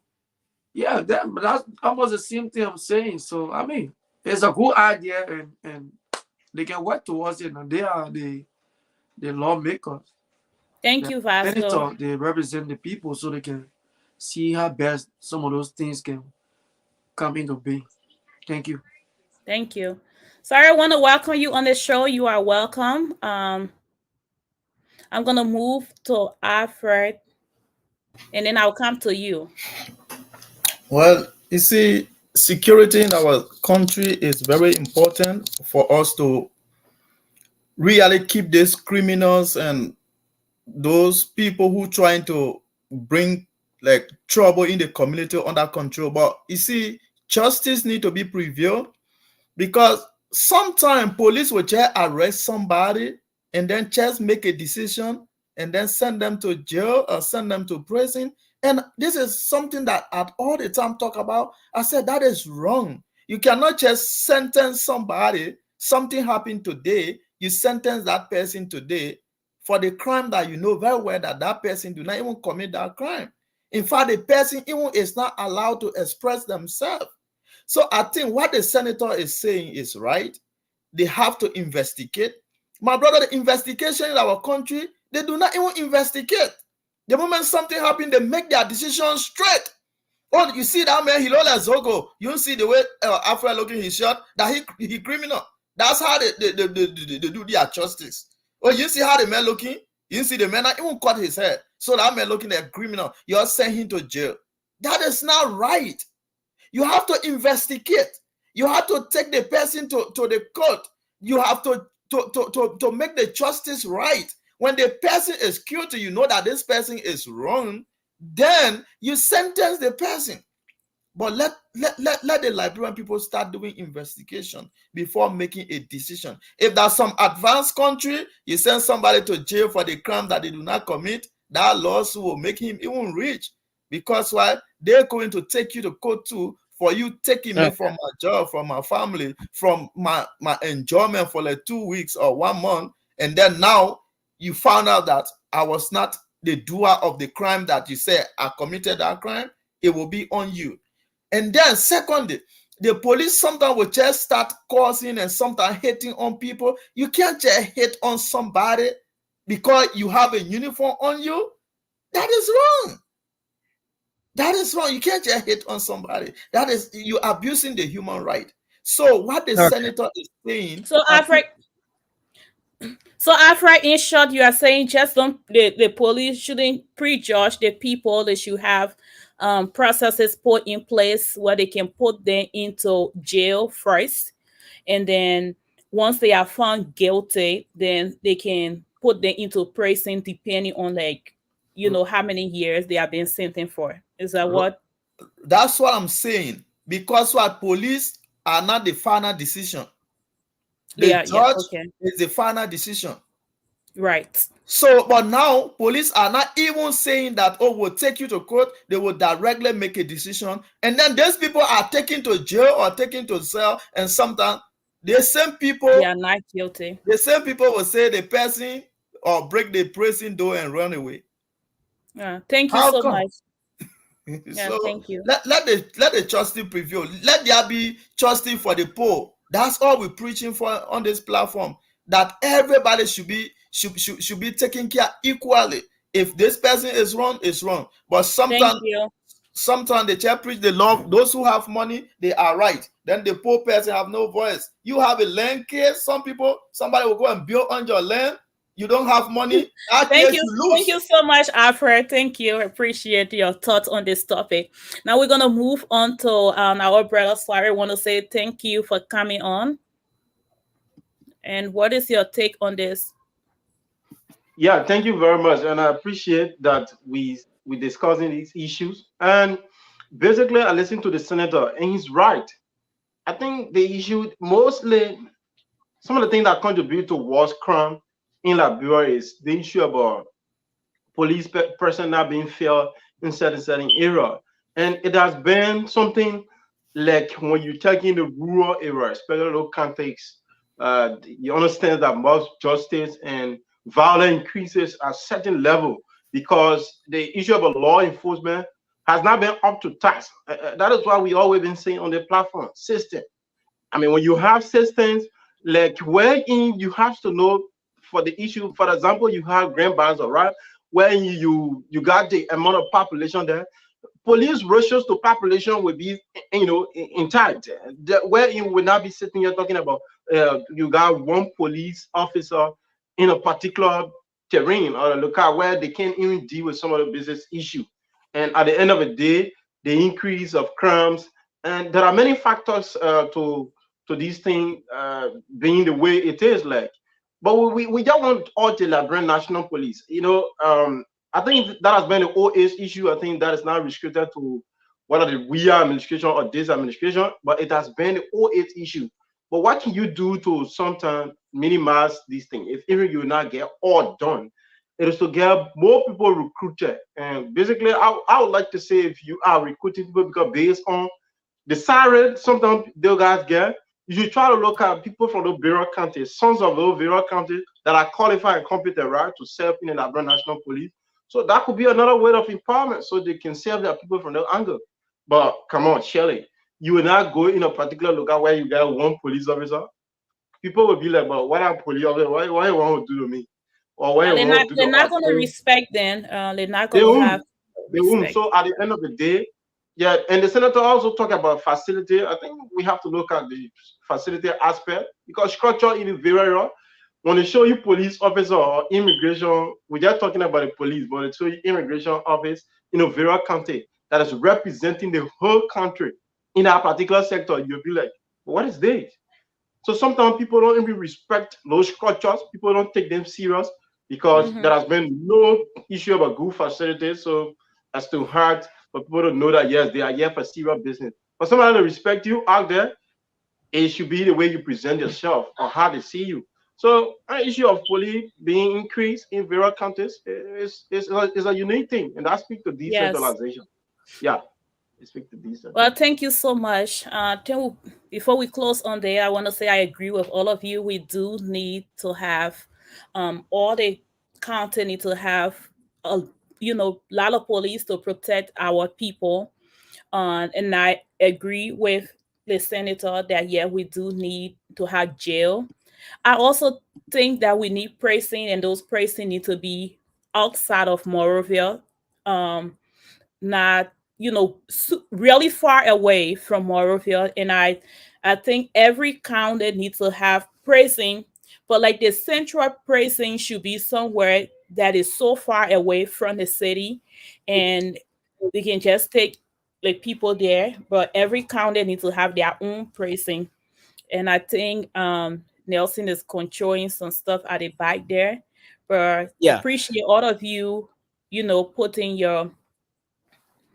expressing your input on this topic. So we are going to see if we are moving to another topic or going to the Yeah, phone so line. we're moving to the final discussion now. Then we'll go to the phone lines. Okay. As most of you are aware, the big issue, the most trending discussion in the country is the no-go zone restriction, and we've been speaking to motorcyclists today on their thoughts on this issue, and from majority of what the guys, majority of the thoughts expressed by those motorcyclists, most of the guys are saying that they need 3 months, at least 3 months, to be able to brace themselves for this particular exercise. But I want us to listen to just a few of them, and then we can come back to weigh in our thoughts on this, and then we'll go to the phone lines. Let's see if we can get this one coming through.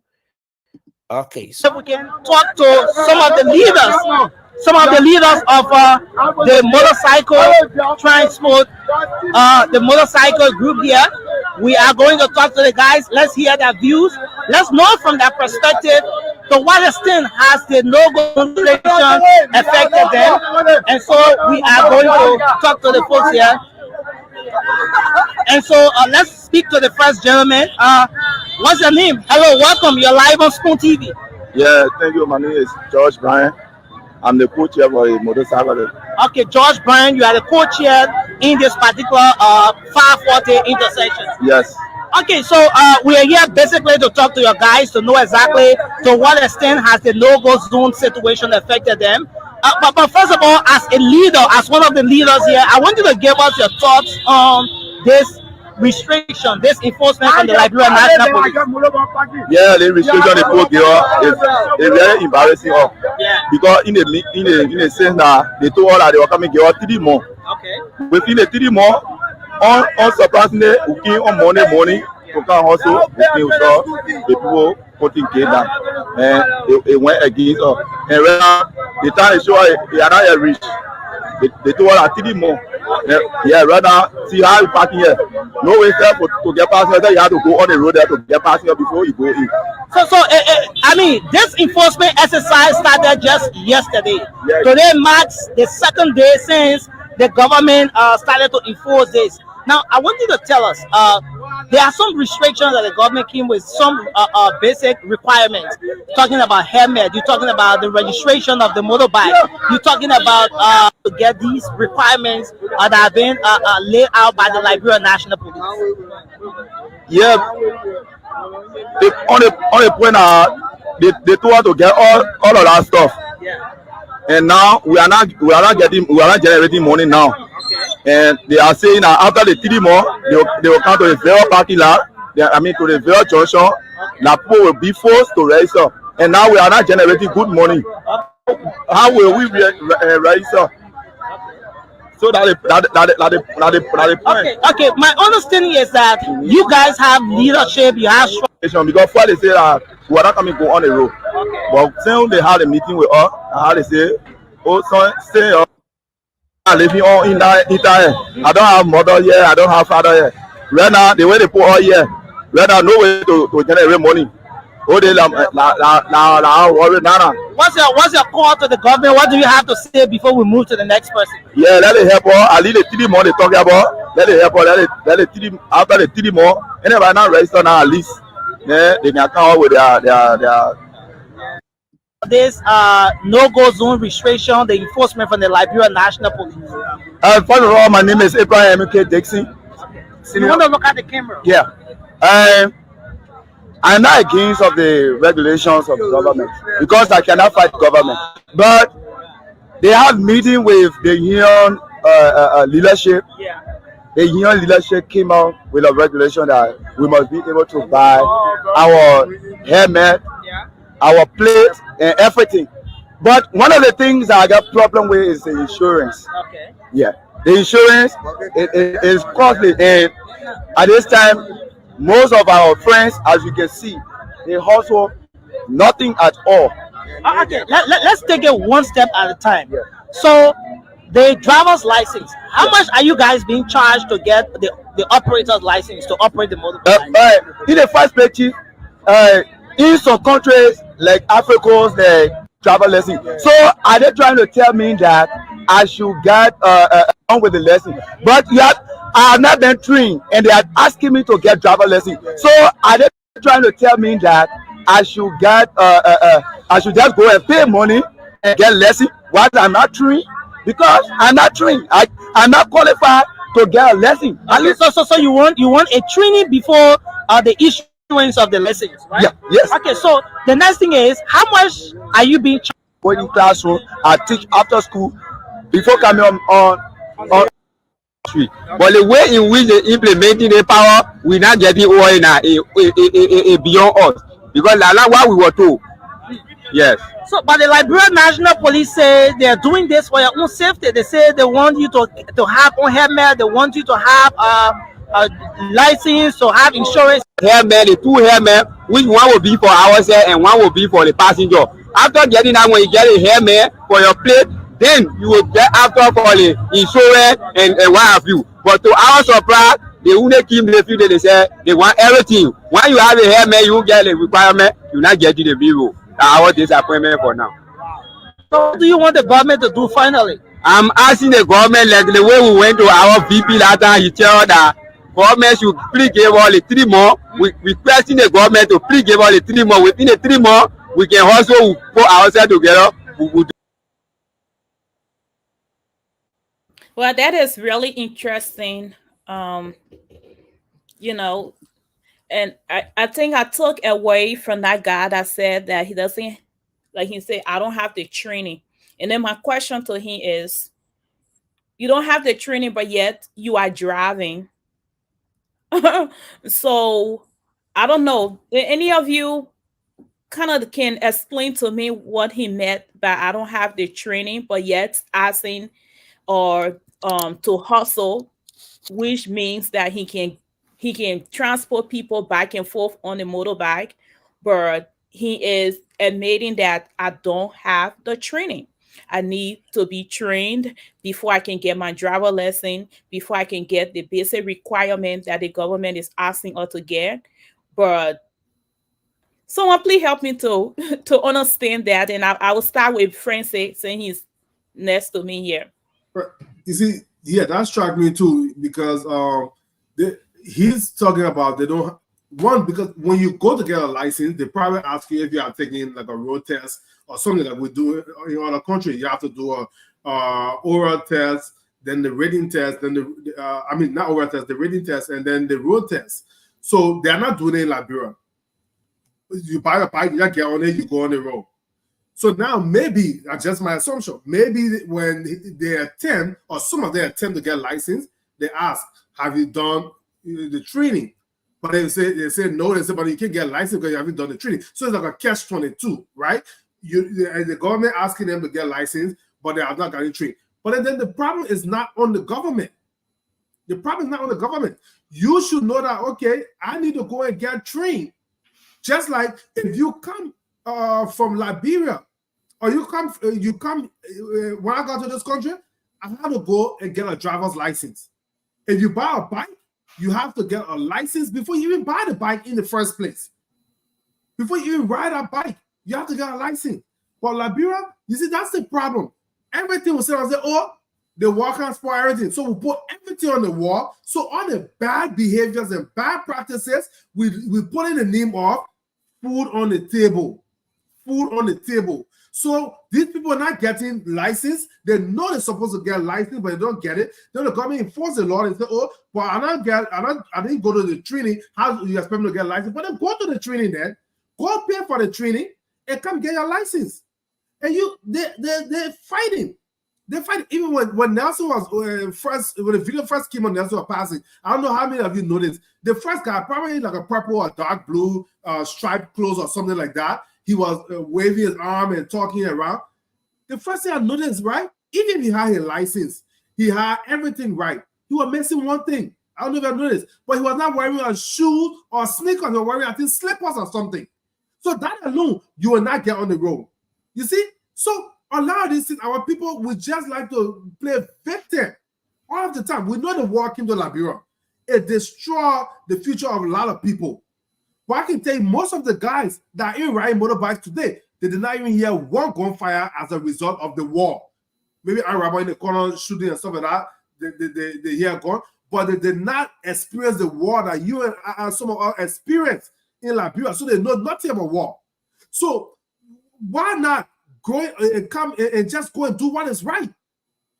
Do what is right. Not because the police has not been enforced as Ellen Johnson said time, George we have time. So now it shouldn't be enforced, or that it should give you extended period. What? And most of these people, right, that are riding these bikes, they are not illiterate. They are educated people. Some of them are college graduate in Liberia. There, they are college graduates, so they don't have better thinking faculty to say, okay, I'm going to ride a bike. This is my hustle. This is what I'm doing for my dinner break. Let me go and get my license. You don't have that thinking faculty as a college graduate, and you want to blame the police for you not having your license that you're supposed to have? That is totally wrong. Then the insurance. For instance, I was gonna say let's listen to where he coming from though. I think he is basically telling the police or the government that we need training. We need you to train us. And I think like just taking it off the streets, I don't know what the process is. Like, let me ask you a question in part of my response. When you got your driver's license in the country, did the government send you to training, or you went to the DMV, got your book, studied it, registered for your test, and then you took your road test and got a license? Well, right? I was going to come to that. For instance, you're making a really great point. I was going to come to that.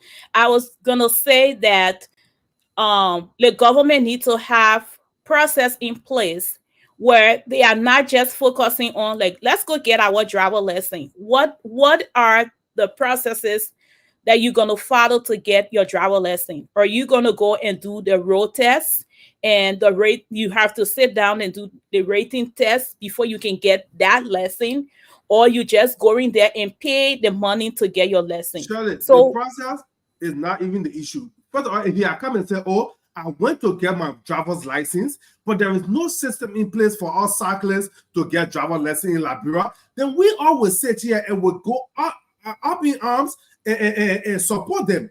But he's not. So I'm going to move to someone, friends, but I would need to ask you that question because, you know, you are one of the Unity Party people on this here, and I don't need to point you out, but I want to ask the question. So yet they are requiring that a motorcyclist get a driver license. They are requiring that they get insurance. What are the process that is in place for them to get the driver license? Because all I hear or understood is the fact that they need to pay a certain amount to get this driver license.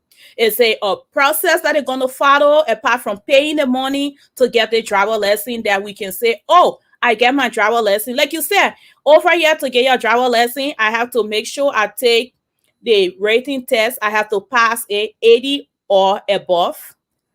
I have to make sure that I go physically with a car and do the road test.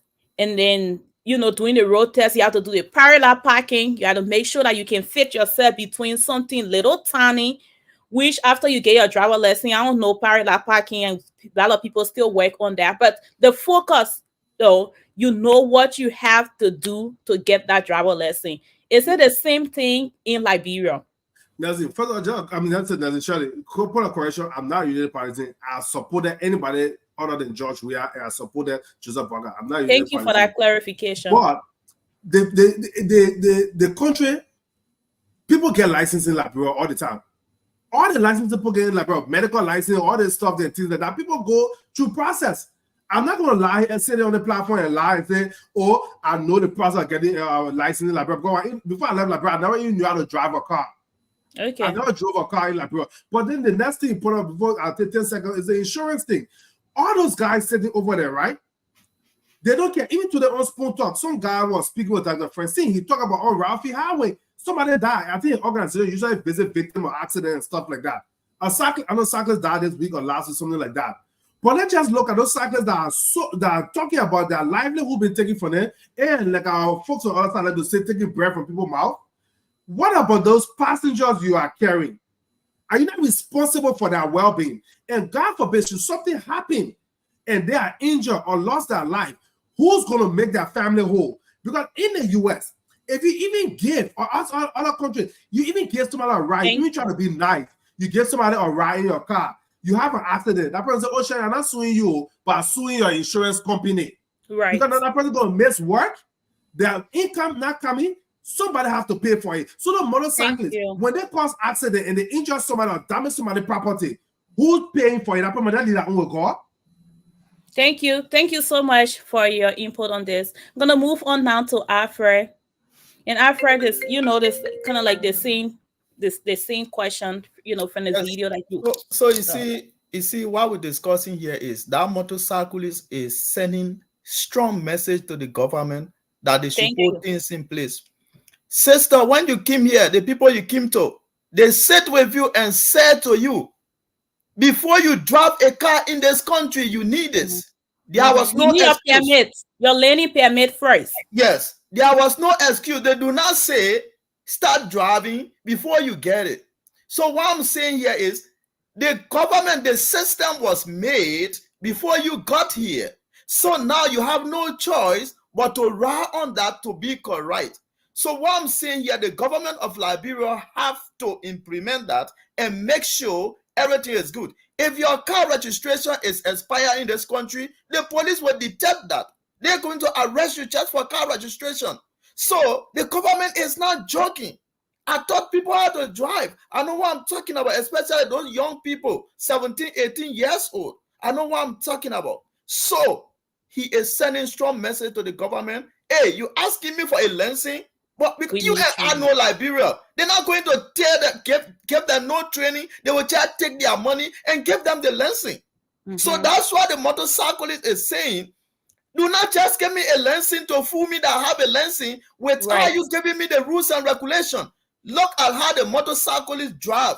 The vehicle is going straight, they're coming straight to the vehicle. In America, you try that, you find yourself in Connect Medical, you find yourself in the hospital. So they have to train them. They have to tell them that the road, you have equal right. Here, when the motorcyclist is riding, they have equal right that you and I have. Even you are in truck, the motorcyclist have right, the same right you have. But in Liberia, while you are using the outgoing lane, they are using that the same outgoing lane as an incoming lane. And which, of course, will have the outgoing and the incoming lane. So training is good. So what I'm saying here is that man is telling the government that do your job. That's all the government have to do. I do not blame him. The government have to implement it. The government have to make the police to, when you drive, that your license is expired.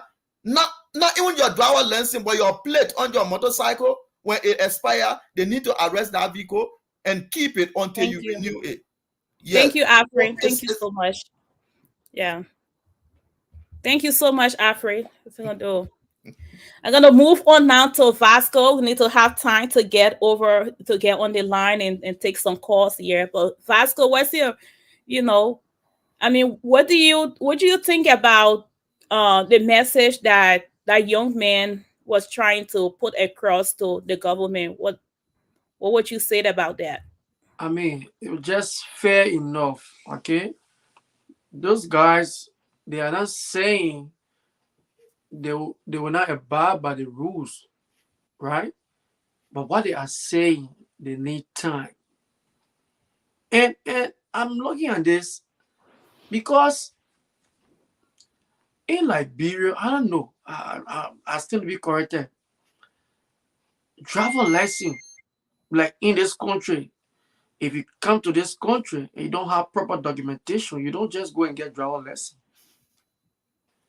So, and some of these people are going to be riding their motorbike. No, Liberia, we got to be smart. I see people coming to our country to just go and get driver lesson. After getting that driver lesson, they can use that driver lesson now to go get passport and other things. Foreign people. There's so many things behind the thing, and we can just open our own like that.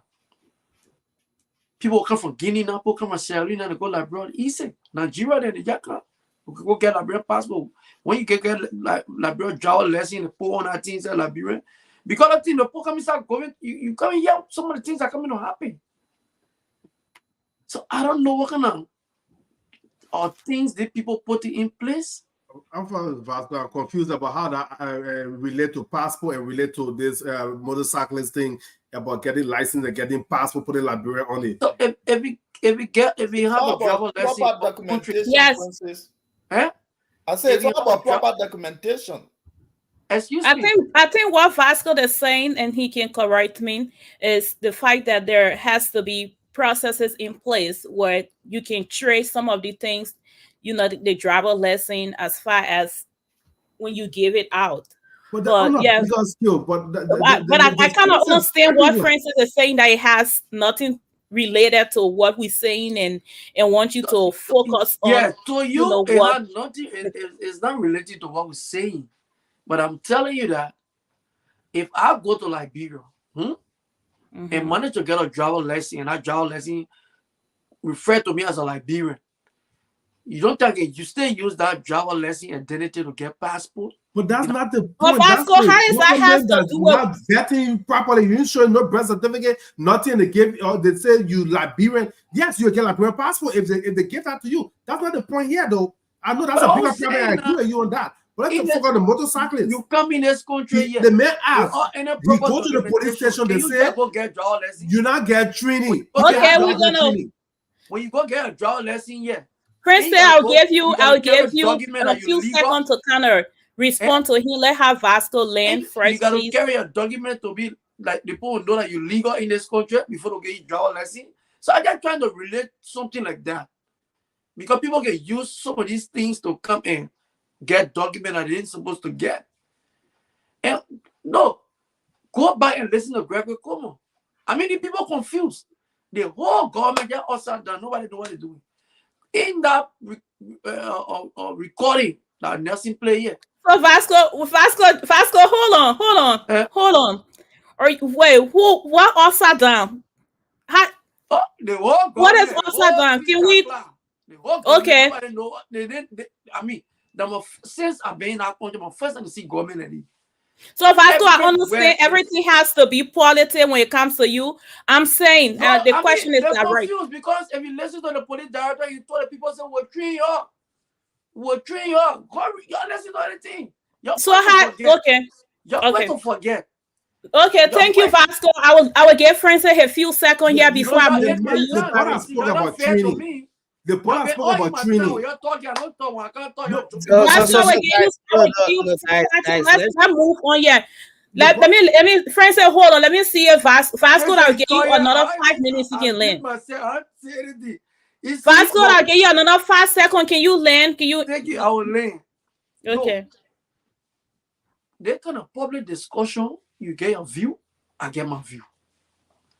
But when you give me a view, I shut up. When I give you my own view, it's you won't take it. The guy Paul and listen on the radio, they know what I'm talking.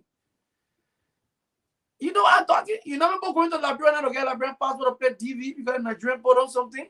You come in top of anybody that ride motorbike, you get go register, get lesson. You come and see what the people doing in that country. Thank you, Vasco.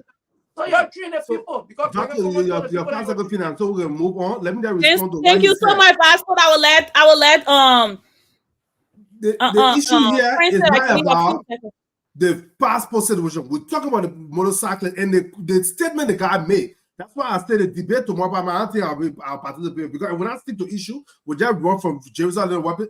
The man said, "How can we get a license without training?"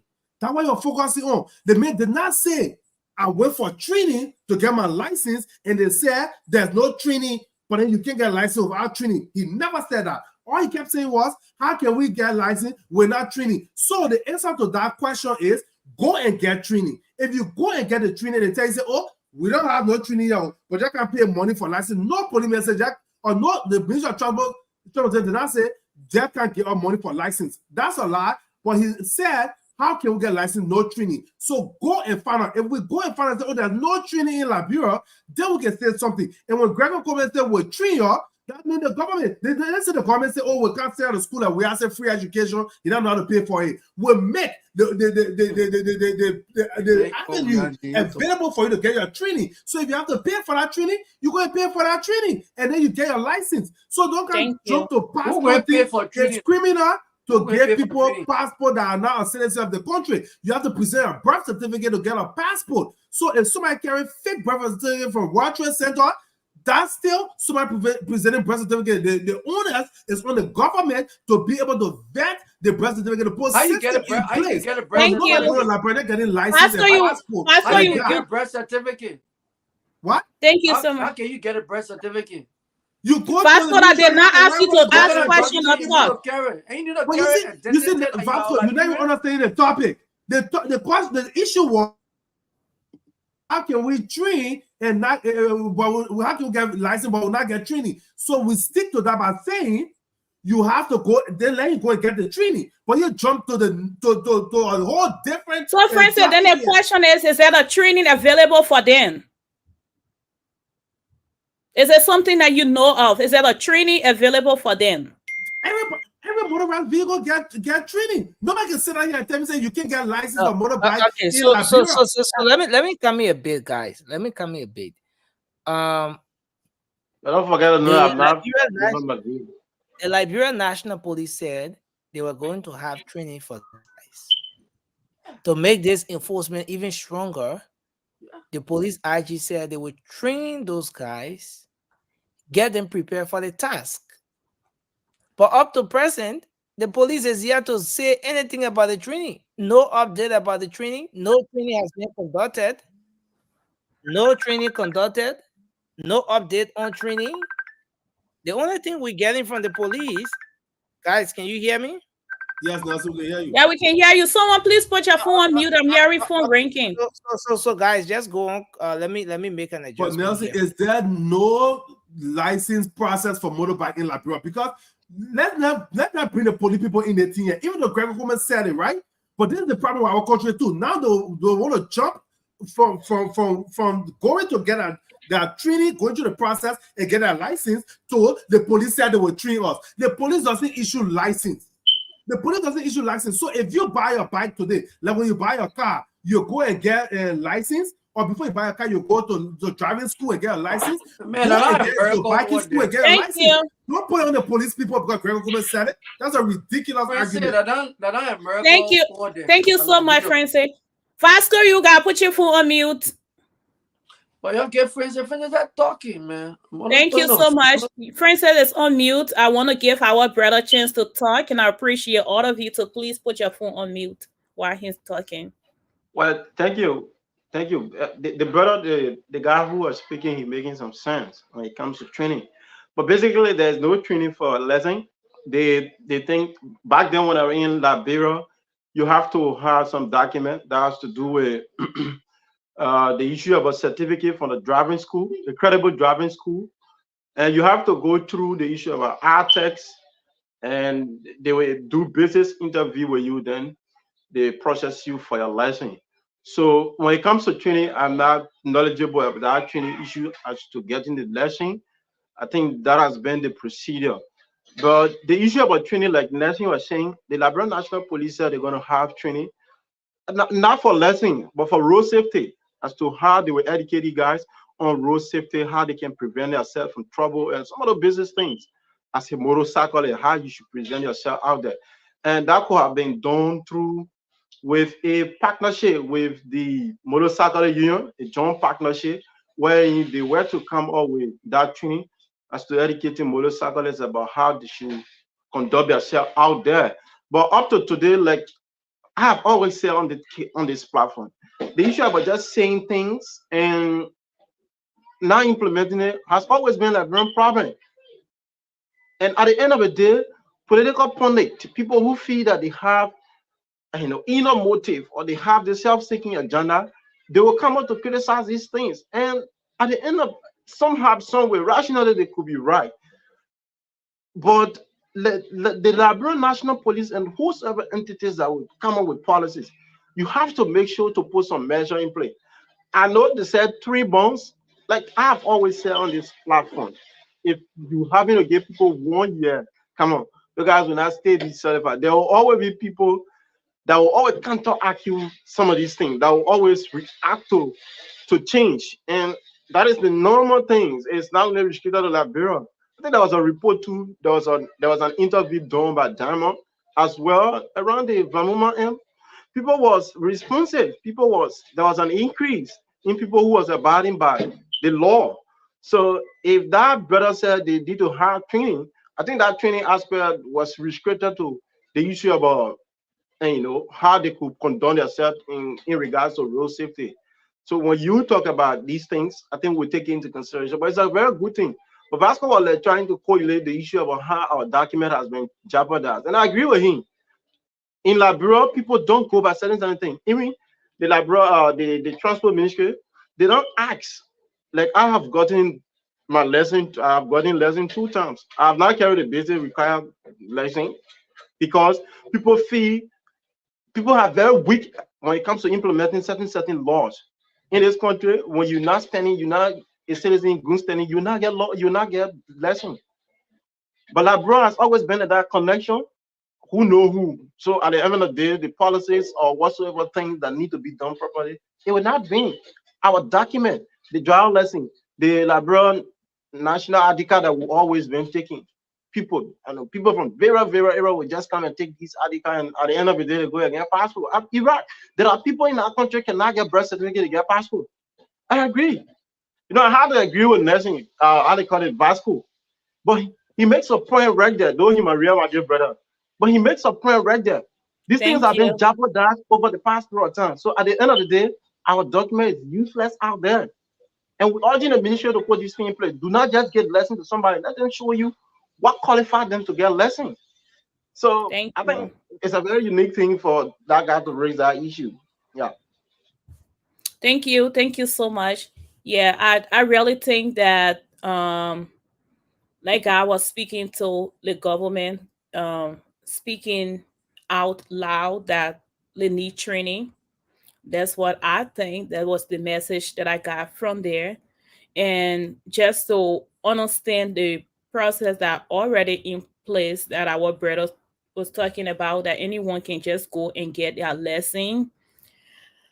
I don't think it's a good thing. I think people need to have system in place, and I trust that the IG and our government now currently will be able to work on putting processes in place where when you get your driver lesson, you are going through the various steps of making sure that you can have or learning permit first, learning how to drive to be comfortable to get on the street, and then get your actual driver lesson, which you can go through the process of taking that test, driving test, whether it's being someone who is riding a bike or riding a car. There should be process in place that will make sure that people are safe to get on the street versus them paying for a driver lesson and giving them a driver lesson because they have the money to pay for it and to get it. So hope we are clear on that. But we'll try to get. That was not the understanding. Nobody said they pay for license and just get it. That whole thing just got confusing just now. The man was saying, the police say, he said, we'll get license. The police say, not trained. He said, how can we get license when we're not trained? He said, how can we get license when we're not trained? He didn't say go and pay for the license. That one he didn't even get it because he can't just pay for it. You have to be trained. So go to your driving school and get a license. Princess, can you guys hear me? There's no training for driver We can hear you, Nelson. The point here is, let Nelson talk, please, guys. The point here is, guys, I think there's something we're all missing here. In this country, driver's license. Okay, so let me start with myself, right? When I went to obtain driver license for the first time, they took me in one room. Fortunately for me, I thought it wise to not just learn how to drive somewhere. No, I went to a driving school. I got certificate before trying to get the license. But a lot of people would not go to driving school, right? If you know a colleague or friend or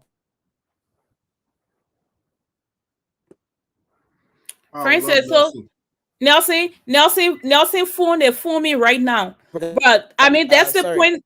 Sorry. Go ahead, You Go ahead, press the Nelson. one.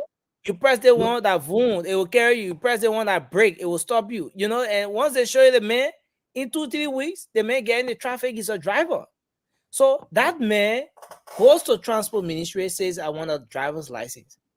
The only thing they tell the man can do your fingerprint. Okay, let's do your eyeball, your eye test. Which color here? That blue, that green, that yellow. Okay, bam.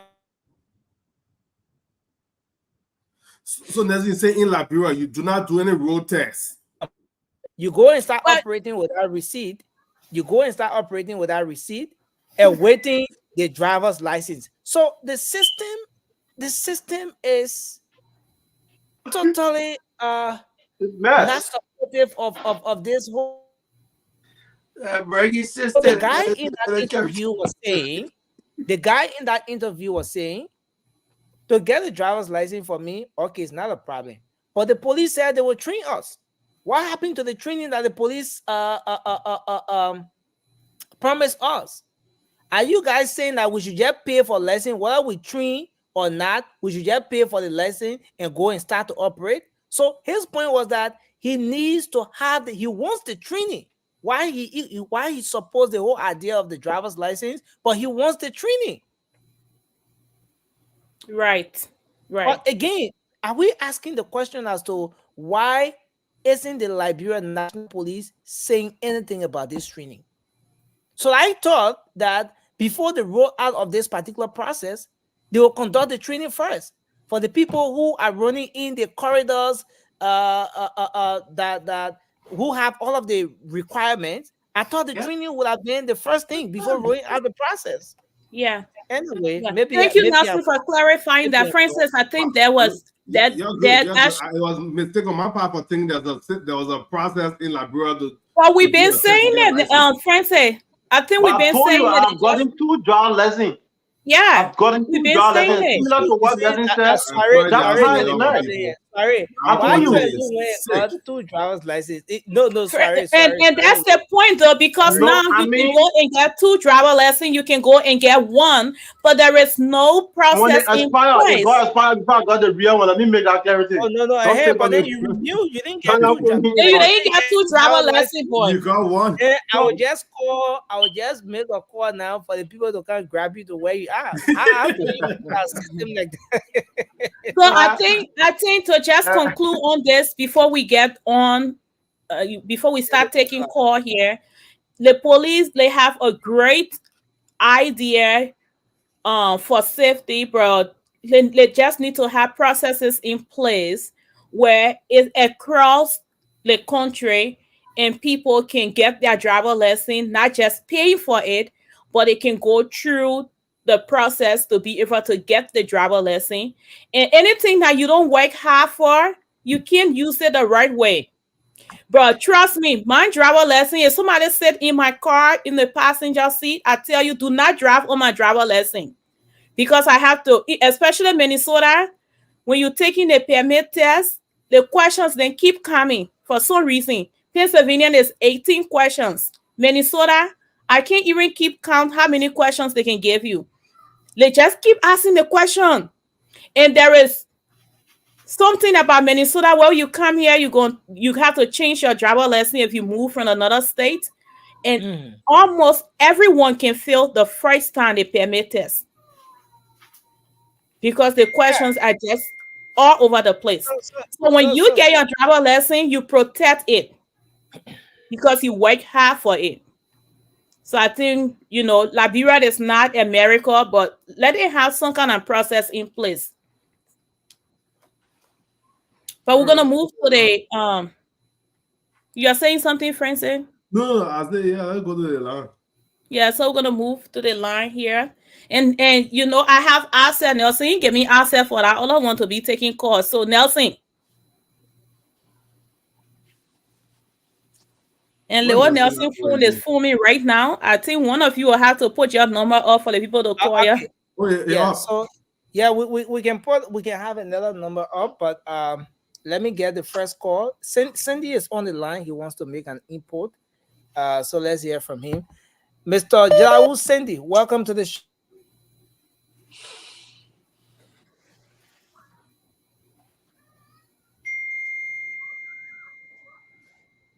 It's not Nelson phone. God, don't hit the number. Nelson is reconnecting. I'm not connected now. You are connected now. And let me say to the folks out there, please don't place a direct call to this number. The number will put up here for WhatsApp calls only. Okay, so please go ahead, sir. You're live. Let's hear you. Thank you, Nelson. Again, I want to say good evening to all the panelists and to those listening to us tonight. So, Nelson, let me first say congratulations to the Liberia National Police for taking this bold step to.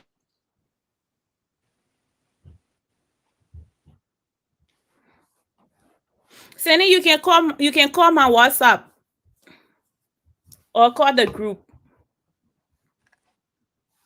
Because Nelson phone is not phoning today. Nelson, we can't hear you. Tell Sandy to call one of us. Okay, so maybe you can do that, but I didn't know I was muted. Okay. So So I got Sandy on, Nelson. Okay, yeah. So take Sandy from your end. Hey, Sandy. Okay. Yeah, they can hear. Yeah, can you hear him? Yes. Yes, go ahead. Nelson need to sell his phone to about a network, you know? Anyways, good evening, panelists. The discussion, like I was saying, I want to congratulate the Liberian National Police. Look, this thing is overdue.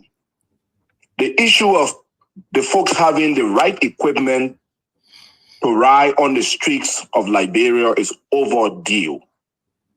Liberia is not a NATO country. Those guys know that to carry people around, you need to protect yourself and protect the passengers. They know this. But because the law has not been enforced for many years, they think like they could get away with it. If you allow those people, give them another 3 months, they will demand another 3 months after that 3 months. Not everyone will be pleased with this enforcement, but let the law take its course. And let me inform some of you. I have motorbike riders myself. I'm into the transportation business. All of those people, most of those people, I should say, rise for people, either for companies or for individuals. And those people that they ride for, they report substantial amount of money to them. Each week, I get not less than 9,000 LD from a bike, from a single bike. How much does that equal to? We'll do the math. I think the rate is 194 something right now. But if you want your bikes to operate, and you have someone out there riding for you, you will make sure that that individual is fully protected. So let us not beat around the bush or give them additional 3 months. No 3 months will be enough. Mm-hmm. We are talking about public safety. Go to the hospitals. People are lying there from bike accidents. Other countries are doing it. Rwanda is doing it. The people, other countries, I heard Togo is doing the same thing. Ivory Coast is doing the same thing. Why is Liberia different? Okay. So here's the thing. I'm hearing, we need training. Yeah, we need the training. But before we get to the bike training, right, where you will get your license, be protected. So maybe what the government could do is to rely a little bit on the license, allow them to continue to operate, but they should operate when they have the helmet and they have that protection. Then give them additional maybe few months for the license after the training has been conducted. But government is not also responsible to provide training for you. When you go buy your car here, they can force you to go to the MVD to get your license. You have to go there. I will agree with the gentleman. The training. Sandy, you're taking all our time. Nobody tell you to not come on the show. So when the people come there, they can get the right training. Your time over with. Bye. Thank you. Let's take some calls. The lines have been buzzing from my end. Let's take this person. Emmy, welcome back to the show. Hello, you're live. Your name and where you call from? Yes. How you doing, Nazin? Yes, sir. We're okay. Let's hear you. Man, after the show, I will call you later. I want for you to give me something. But let me make my point, man, please. Concerning about the road issue. Yeah, just say your name to our audience. Let the people know who's talking to them and where you're calling from. Okay. This is Emmanuel. I'm calling from the United States. Okay. Okay, I want to make a comment concerning about the road because the road issue here you're being argued over a year and there. But I believe to myself the more important time that you're supposed to talk about is really rain season time. Because the reason I'm saying this, I'm just making a comparison when you got a leaking house and the house is leaking and you had the maintainer go maintain your house, and he said, "Oh, dry season time." He said, "Oh, I face the hole." You go and change his thing or anything he do there. Now, the only time you can find out whether the house is good until it rain. When it rain, then you will know that yes, they may face the house. Yes, indeed, people arguing. Or the other senator said, "Yeah, the senator is right. When something is going on in a county, he's supposed to say it. Apart from parity, apart from this, if we don't, people that are doing good, if we don't say, oh, the person is doing good, when the president is doing, you gotta get the presidency. But I think so, all the argument to myself, the only time the argument going to be right is doing racism time. Because dry season time, all the road is good. Even you run your whether the greater you the not greater you. I never hear say car get hitch in the mud doing dry season time. But only rain season time you can tell whether a car hitch in the mud or not. If that is the argument now. If that is the argument. Okay. That is what I want to say. Thank you. Thank Please. you. Yeah, thank you for your contribution. Let's see if we can talk to another person, but keep your calls coming. We will take just a few more calls and then we wrap up on the show tonight. Yes, we spoke on a couple of issues, the back and forth between the two lawmakers, Senator Zoe Emmanuel Pennon of Grand Julia County, and that of the issue raised by Senator Bill Torrey of Riverside County was one of the issues we spoke of. The road condition, the accounts from the perspective of the two individuals, the two lawmakers. And we also spoke about the police, the security situation that they are speaking about, they've been raising in the county. One of the senators, let's say two senators mentioned that aside from the road situation. And then we also spoke on the motorcyclist situation where they're calling for training before getting driver's license. And another call here. Okay, I see Josh is on the line. Welcome to the show. It's good to have you on. Oh, Nelson, thank you so much for having me on. It's a wonderful time to contribute to your show. So look, Nelson, I've been listening in and a few things I want to touch on. So concerning the senator, I saw some of the panelists saying that this senator is being political. What they do forget is that he's a politician. His position is a political position. So I don't know, they want him to be a pastor or whatever. It's something else. But I think he should be a politician. He should speak as a politician. That's one thing. And one of the things that I want to say is that he spoke about speaking to an engineer. Yeah. About the roads. That should mean something to us. Because the first person who said the roads are good in his place did not talk about engineering or any assessment. He just said the roads are good because you can go fast. It's okay. Let me tell you what I do know about engineering, and myself being one, is that the road is like the human body, right? Mm-hmm. You wear clothes so that you don't get exposed to the atmosphere because you will get sick. So asphalt or whatever chip seal that we put on the road is to cover the sub base. The sub base is what holds the road up. One of the things that people forget is that drainage is one of the most integral part of a road. A road should be higher than its surrounding because that's when the water slip off the road. Because even the asphalt, when the water can sit on it, it will get damaged easily and quickly, right? So if you continue to grade and take out the topsoil from on the road, trying to take the mud from there, the below one is still mud. It's still going to get muddy once water touches it. So it's going to be degrading to the road if you continue to do that. It's not a good process to do. So maybe the senator was right. Whatever engineer he spoke to, they had a point. And we need to listen to professionals when they are talking about it instead of just politicizing it. Okay. And that's one thing. And the second thing is that asking people to wear helmet, asking people to get licenses without any training, for me is ludicrous. I think this whole thing is just broke because of political gain. You know what I mean? And it's going to have some dark consequences. Because if you want to give me a license and I don't have a training, I don't even know how to use the things you want me to use, but you want me to pay this money so that you can give me a license, what does that signify? I'm still going to not be good George, on the road. the people, just before we let you go, those very riders have been making use of the traffic. In the absence of the license, don't they already have, in the absence of a training rather, are we saying that they don't have any basic understanding as to how to make their way through the corridors? Is that an excuse for them not wanting to get a license? Or one may say. No, Nelson, you got a point. And guess what? I think they already, because everything you do over and over, you get experience, right? So now we can say that most of them, or part of them already got the experience to ride the bikes properly, right? However, there are some that are starting now. You give them a license, they still don't know what to do on the road. Okay. So why are you giving them a license for? Is it because the money you want for them, or you want them to be secure or safe?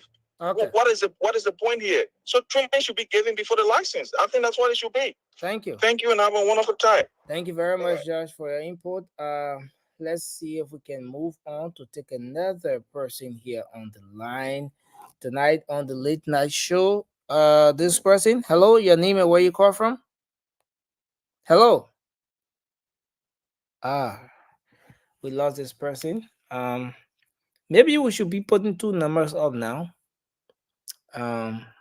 Emmy says she will volunteer to provide a number. No, but the last time I checked, who did that? Somebody provided their number. I think it was what? Someone, was it Touré or Francis? I put my Google voice in my That was great. Francis said he wanted to put a number up, but his wife telling him if he try. You lie. I let my little one give away show. He will be calling me all night, all day. Let's take this person. Hello, you're live. Your name and where you come from. Yeah, Nelson, this is Bob calling from Cedar Rapids. Yes, sir. Iowa. You see, thank you very much. George said something that I just want to respond to real quickly. You can have the lesson, but if you don't have the training, there's no use of you having lesson in the Republic of Liberia. When I was in Liberia March, Accra, when I thought of America, yeah, for real, that's it, for real, Accra, children driving opposite lane, don't say to this government, thank you. Since the 90s, Liberia have just been upside down. No training. Are you agreeing with Vasco on the upside down thing? Is that they seem kind of upside I said since the 90s. I will come to Vasco. Since the 90s, Liberia have been upside down with the rules and regulations in the Republic of Liberia. Vasco, I got your point. Where were you? What happened when you were there? Did you put any rules and regulations down to say, okay, we're going to do this? I will give the old man, 100% or at least creating or establishing certain rules and regulations. I was in Liberia. What happened? It was quiet. Okay. Very, very quiet. But now the driver license issues, Liberians will cry. When good things come in, it comes some kind of way. Okay. But Vasco, you're think of what you guys did. Thank you very much. No kidding. Thank you. No auditor dying. Thank you. Thank you very much. Let's read there. Vasco say, for there has been no auditor. Okay, so let's take this person. Hello. Okay, so we take the last call, this last person, and then we I don't know what's happening. My internet is terrible to me. Very terrible. So I think we will come back to do our closing, guys. There seems to be a little. Lane, I got YouTube.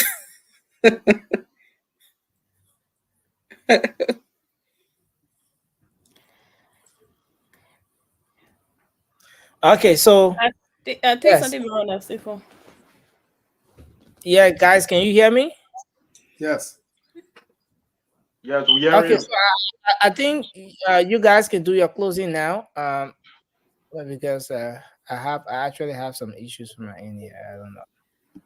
Yeah, let me see the possibility of taking the number down. We can hear you. We can hear you. Got put yourself on mute in there. Oh, okay. Or else Roof will get you. Okay.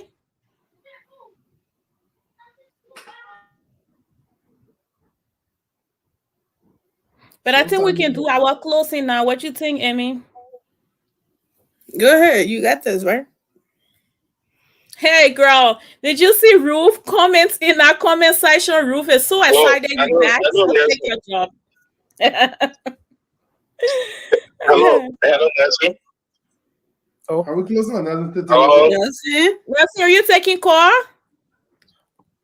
Hello, we can hear you, Carter. What's your point? What's your name and where you calling from? Hello? Can you hear us? Yes. Maybe should be speaking to that caller. Yeah, okay. Hello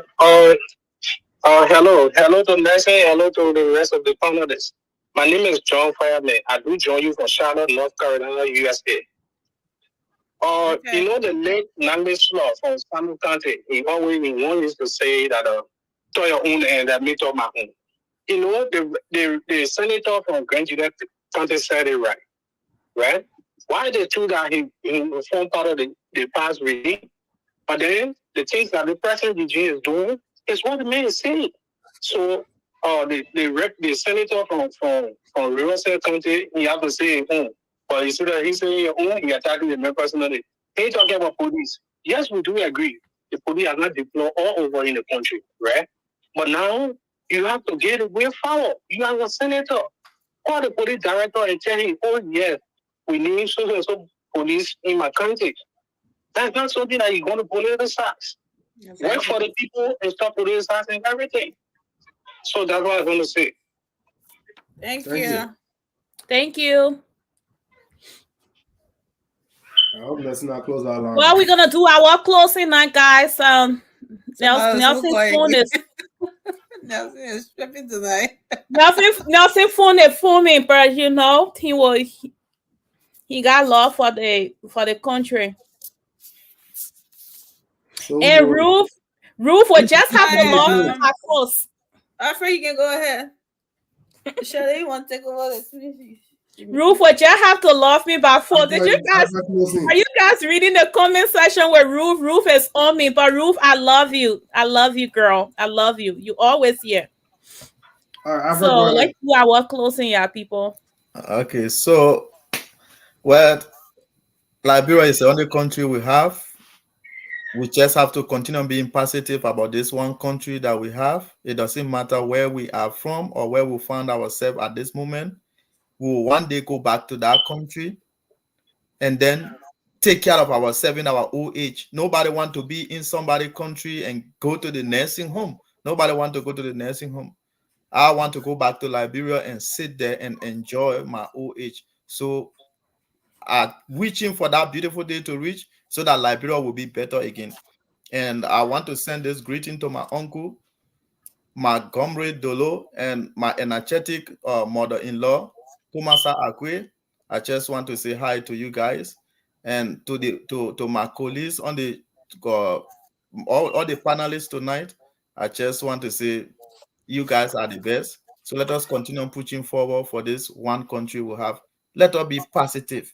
We can talk so and talk so and talk so, but let us say something good about this country. That's all I have to say. Thank you. I should go ahead, right? Yes, go ahead. Thank you. I think thanks to the caller, to everyone that contributed towards the show. And I think it's a very unique thing for everyone to have their say. Liberia is getting there always. And basically, it will take us some time because that country has a lot to do. We have a lot to do in our country. We sometimes we say people have to work on their mindset, and we have to move forward thinking in different direction. Like the old recycling politicians has make our mind always in the negative aspect of our country. That is wrong. You look at other patriotic, you call yourself patriot, you call yourself all sort of unique name in relation to being a Liberian. But nowadays you will wake up to post some unique thing about your country. And that which has been the Liberian narrative of how they understand is about politics. But somebody said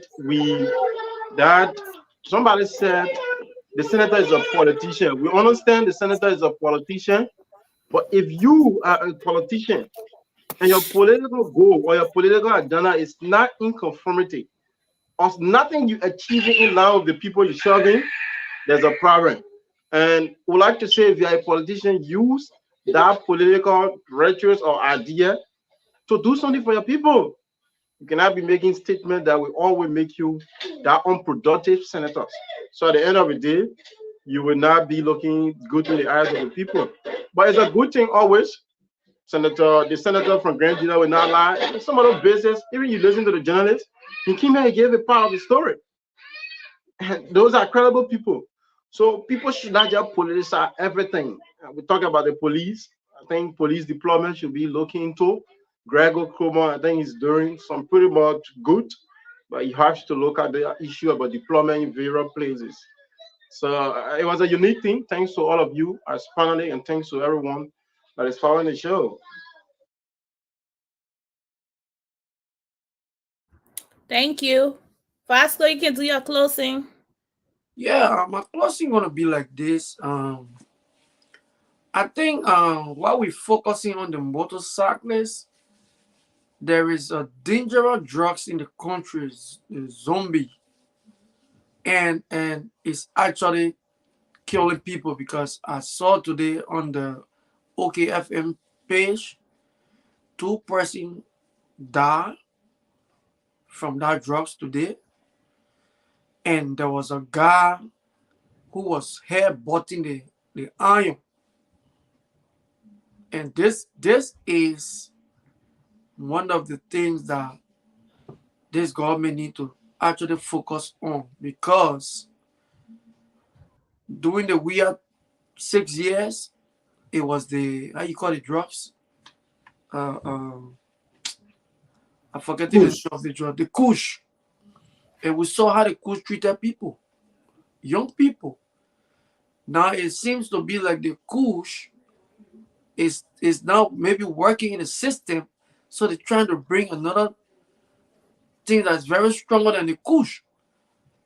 And these people that are doing these things, they are all Liberians. So I mean, the government need to pay more attention to it, because it came from the DA boss himself that there is a drugs in Liberia called zombie, and this is very terrible. So I hope and pray that Instead of you guys running all over the place with the motorcyclists, they have other priorities that your government need to focus on. Things that killing people, that will damage the society. Thank you, Vasco. Vasco, it's all of our government, and not one person government. It's not in from myself. Go ahead, Len. Hey, shit, I wanted to praise you, Jenna, about I praise you again. Oh man, you said I'm fun on inside. Yeah, but it was a good show. Thank you. You did well, Shannon. Although you gave Francis so many minutes to cancel what I was saying.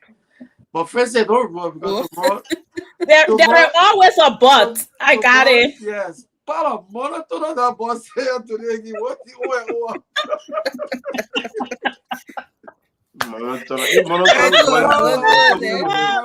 Oh, Vasco. But let me tell you guys, y'all know what's going to happen? When all of you fit with your closing and Amy wraps this up and Nelson is still not here, you're still on. Y'all already know Amy, right? Anyway. Amy will tell y'all nobody going. So Amy, can I please do my closing and just chill it from here? No.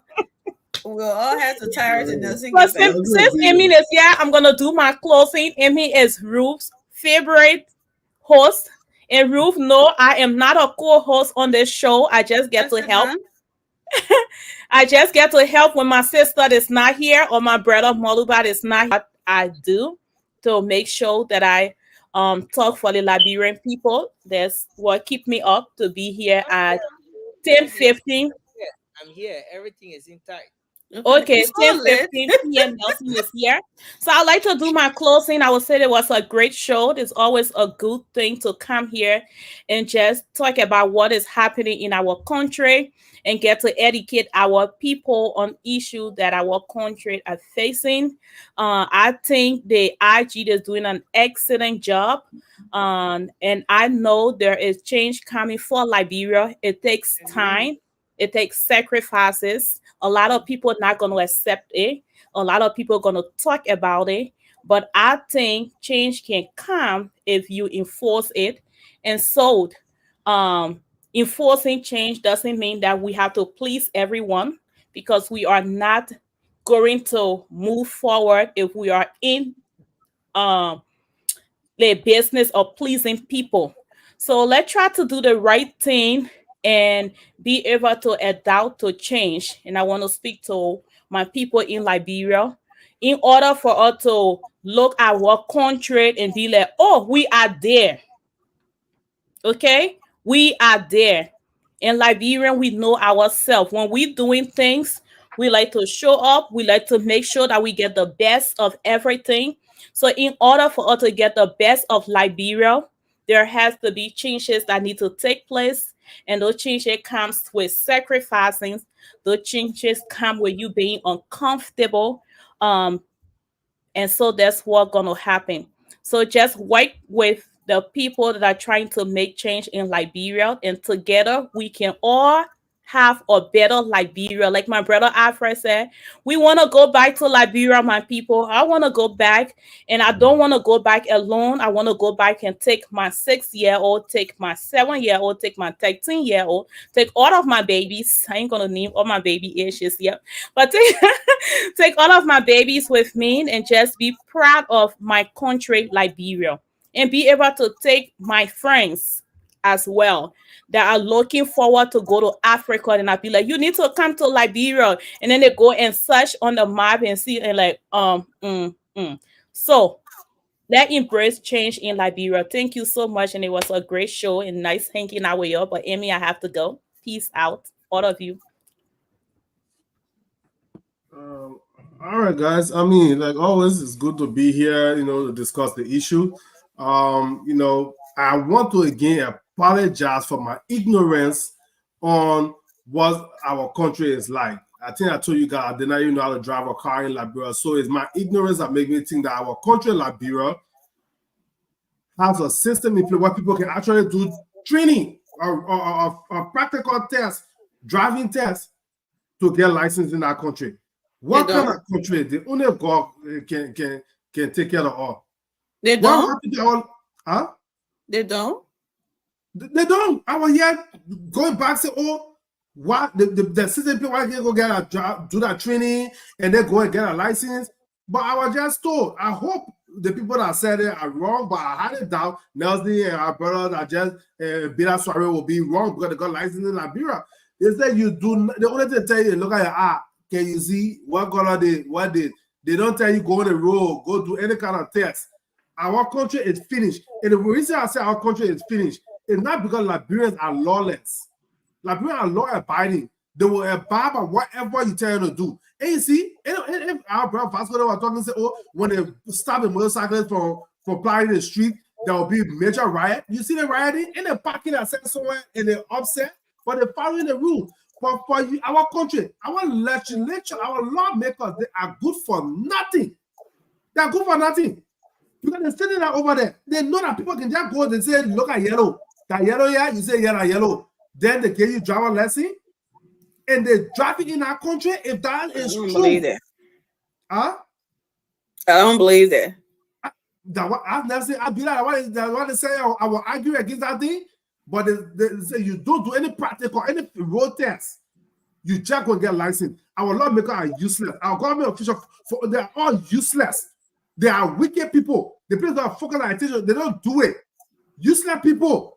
How you say that in your country, you cannot do a practical test. People dying every day with motorcycle accident. Nobody in that place there can sit there and think and say, oh, let's do a study. What happened in here? People that die from accident. Then they'll say, oh, but people don't even do road tests. They just get license. No, useless people that sit down over there. Getting paid hundreds of thousands of dollars every year, and people die. Like people yesterday, people are voting for. They were not even part of the penny. Not even part of the penny. But that kind of drugs, and me wrap it up cooking. That kind of drugs thing here. You see, I'm trying to agree with my brother Vasco, but you gotta be very, very slow to agree with Vasco on anything he's saying because you just get very again after you agree with him.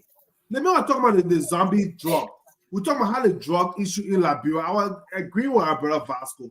Agree with our brother Vasco. Before I even know my head agreement with him all the way, Vasco take it straight to politics. Instead of them pressing their focus on something that motorcycle he's running behind. But you see, that's why I say George Weah government would CDC will never come back to power because of the type of people that are in charge with. And the people that are political operators that they can send on platforms like this to talk on their behalf. They pretty much told us that Liberian people do not deserve better. That's why when any motorcycle off the road, they keep by just running on the street without any plan. Kush was there killing people. Everybody knows. Things improve over time, be it bad or good. Kush people have probably built tolerance to Kush, and that they're not chasing that hard like they used to be. The manufacturer of Kush now say that doing more. Now they come with zombie. Maybe the next time that zombie will come with Dracula. It will not go. But what will stop it is the opportunity and the enforcement of the rule of law. Create opportunity for people to work. They will not chase after Kush. They will not chase after zombie. When Dracula comes, Dracula they put a guy and garlic over. They're not going there. But they're not doing it. Our useless lawmakers, no job lesson school in that place. They sit out there. They made noise. Then our people didn't get no work to do. They sit on the chin after zombie. So now brother can sit there and say John Weah were good because John Weah didn't care about road safety. People just die from motor accident or get injured. Nobody to foot the bill. And the healthcare system already terrible. They just showing people there from some preventable health condition. Some preventable health condition. You just showing it there because they say, oh, thank you, Francis. But thank you. So this is a Vasco against a bombshell during the campaign. Yeah, man, Henry Costa. This is a bombshell for me, right? To tell me that people don't do some kind of training for driver's license in Liberia. Maybe sorry, and Nelson cut the corner because I know they got drivers driving schools and stuff in Liberia. Please tell me this is not true. Because now I see why. If this is true, now then it's just the focus shouldn't just be on motorcyclists. After this, then they need to get on it on everybody else.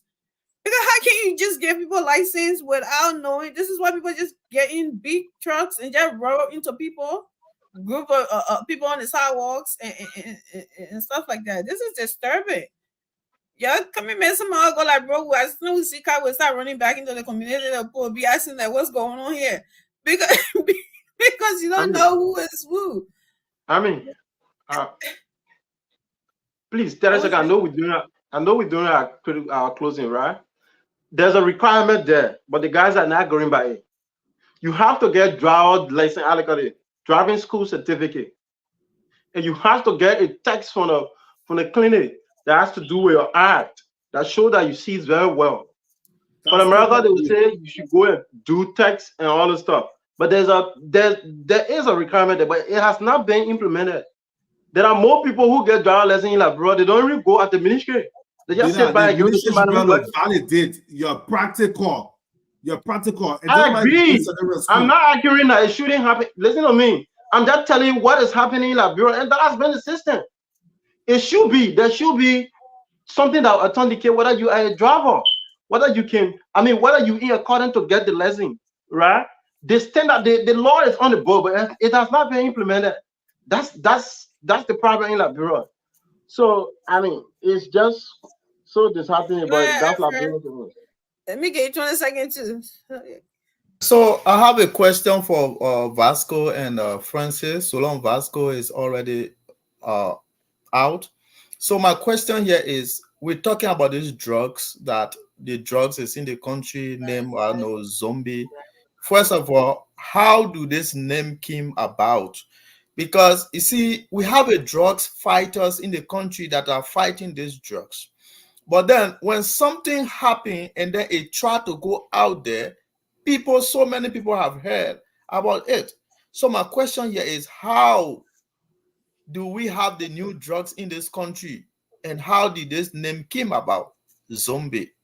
Well, it's just like Brown colloquial. You know, we can make things, or the first thing that sounds sweet, we give it to it. And Kushki, didn't want something they need to get a Kush, something we need the zombie. No, the next thing, maybe they saw somebody walking as zombie, they say, oh, that's zombie. Oh, somebody come long thing, they say like Dracula. But then what is the difference between Kush? What is the difference from? I think it is Kush. They're just giving a different name. Yeah, so that's not the real Sancheve name. I think they got a name here for Zombie. We don't want to start another show. We will have the rest of the discussion. Seriously, I don't want the system to shut down on me. And I think. Okay, so let me do my closing. Ami? No, we took Ami town. No, see, why you always, you see, this is what. I am not gonna. Let me tell you this. Nelson is really. Every time I say this, he can't do. Where were you when I just started closing for everybody to join me and started talking? Yeah, but I mean, I thought when you're a moderator, you don't close. You just give the flow to the. When I once started, just give the flow to the to make the announcement. So since Ellen, let me know. Every time it's been going on since every time. Well, I wasn't there since every time. But listen, I have to do my closing because I gotta say some stuff about these senators and about the rule, whatever dispute, and this guy getting mad at his colleagues about speaking his truth concerning his county and stuff. And somebody said he talk about you contacting an engineer, and so we should listen to that. How do we know he's telling us the truth? He came out telling us exactly what his motives for attacking this guy. That you support, you ran against the person, you did it when you did it, and then you doing it when you praising them. Right away, he discredited whether he really did contact an engineer or anything like that. He discredited himself right there. He gave us his motive right there. So we didn't, at that point, everything else he was saying just went over our heads. So we don't have time to be something. And just because you're a politician doesn't mean you can think about your country and speak the truth. For one, I don't think that's what people says about politicians, that you should always do that. And the police person in these counties are very important. They need to decentralize, is not to take police from Morovia, to take police from something. No, they can train people, recruit people in those counties, and leave them right there.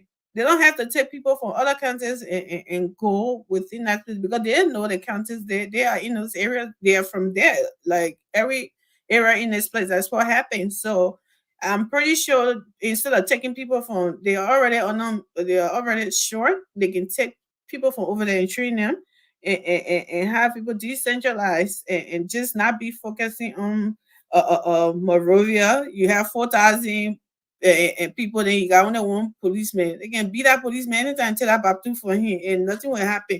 So I don't know. Just 3% can whoop it, but so we really need to something. And then motorcyclist issue. Congratulations to the LMP, and I hope you continue to do this. We don't want to come back here and be getting mad at y'all that you're not enforcing whatever y'all started.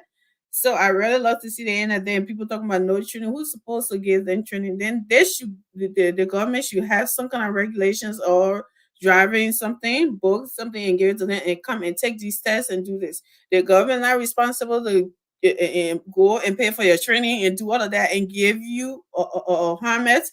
You should be your businessman or woman. You should be the one to buy your own something. Like if I want to go sell my planning chair, I'm not asking the government to go buy me coal, to go buy me copper or whatever. That's my business that I want to do. I should be able to have everything, a trash can there and put all the trash inside. So we need to take responsibility sometimes and everything what the government is supposed to do, we should ask the government, and one that we're supposed to do ourselves. We should start everything government. No, it's our own something. The safety issue in our country is very right now. They just added one scary thing on me where they driving business. I'll be scared of Tesla driver and everybody now. So I really hope and pray that we can really get this under control because Liberia, we always something people say, oh yeah, that America you're sitting there, America is sitting. I talk about America all the time because America is the only place I know. That's where I grew up and that's the only system that I know. America, we don't have humans yet and we have animals in Africa or in Liberia. No, we are all human. The same human being we got here, the same human being in Africa. So if it's good in America, if it can happen here, it can happen there. Okay. The same thing if they were letting people to run head to scatter in America, it would be just like Liberia. They will not follow rules.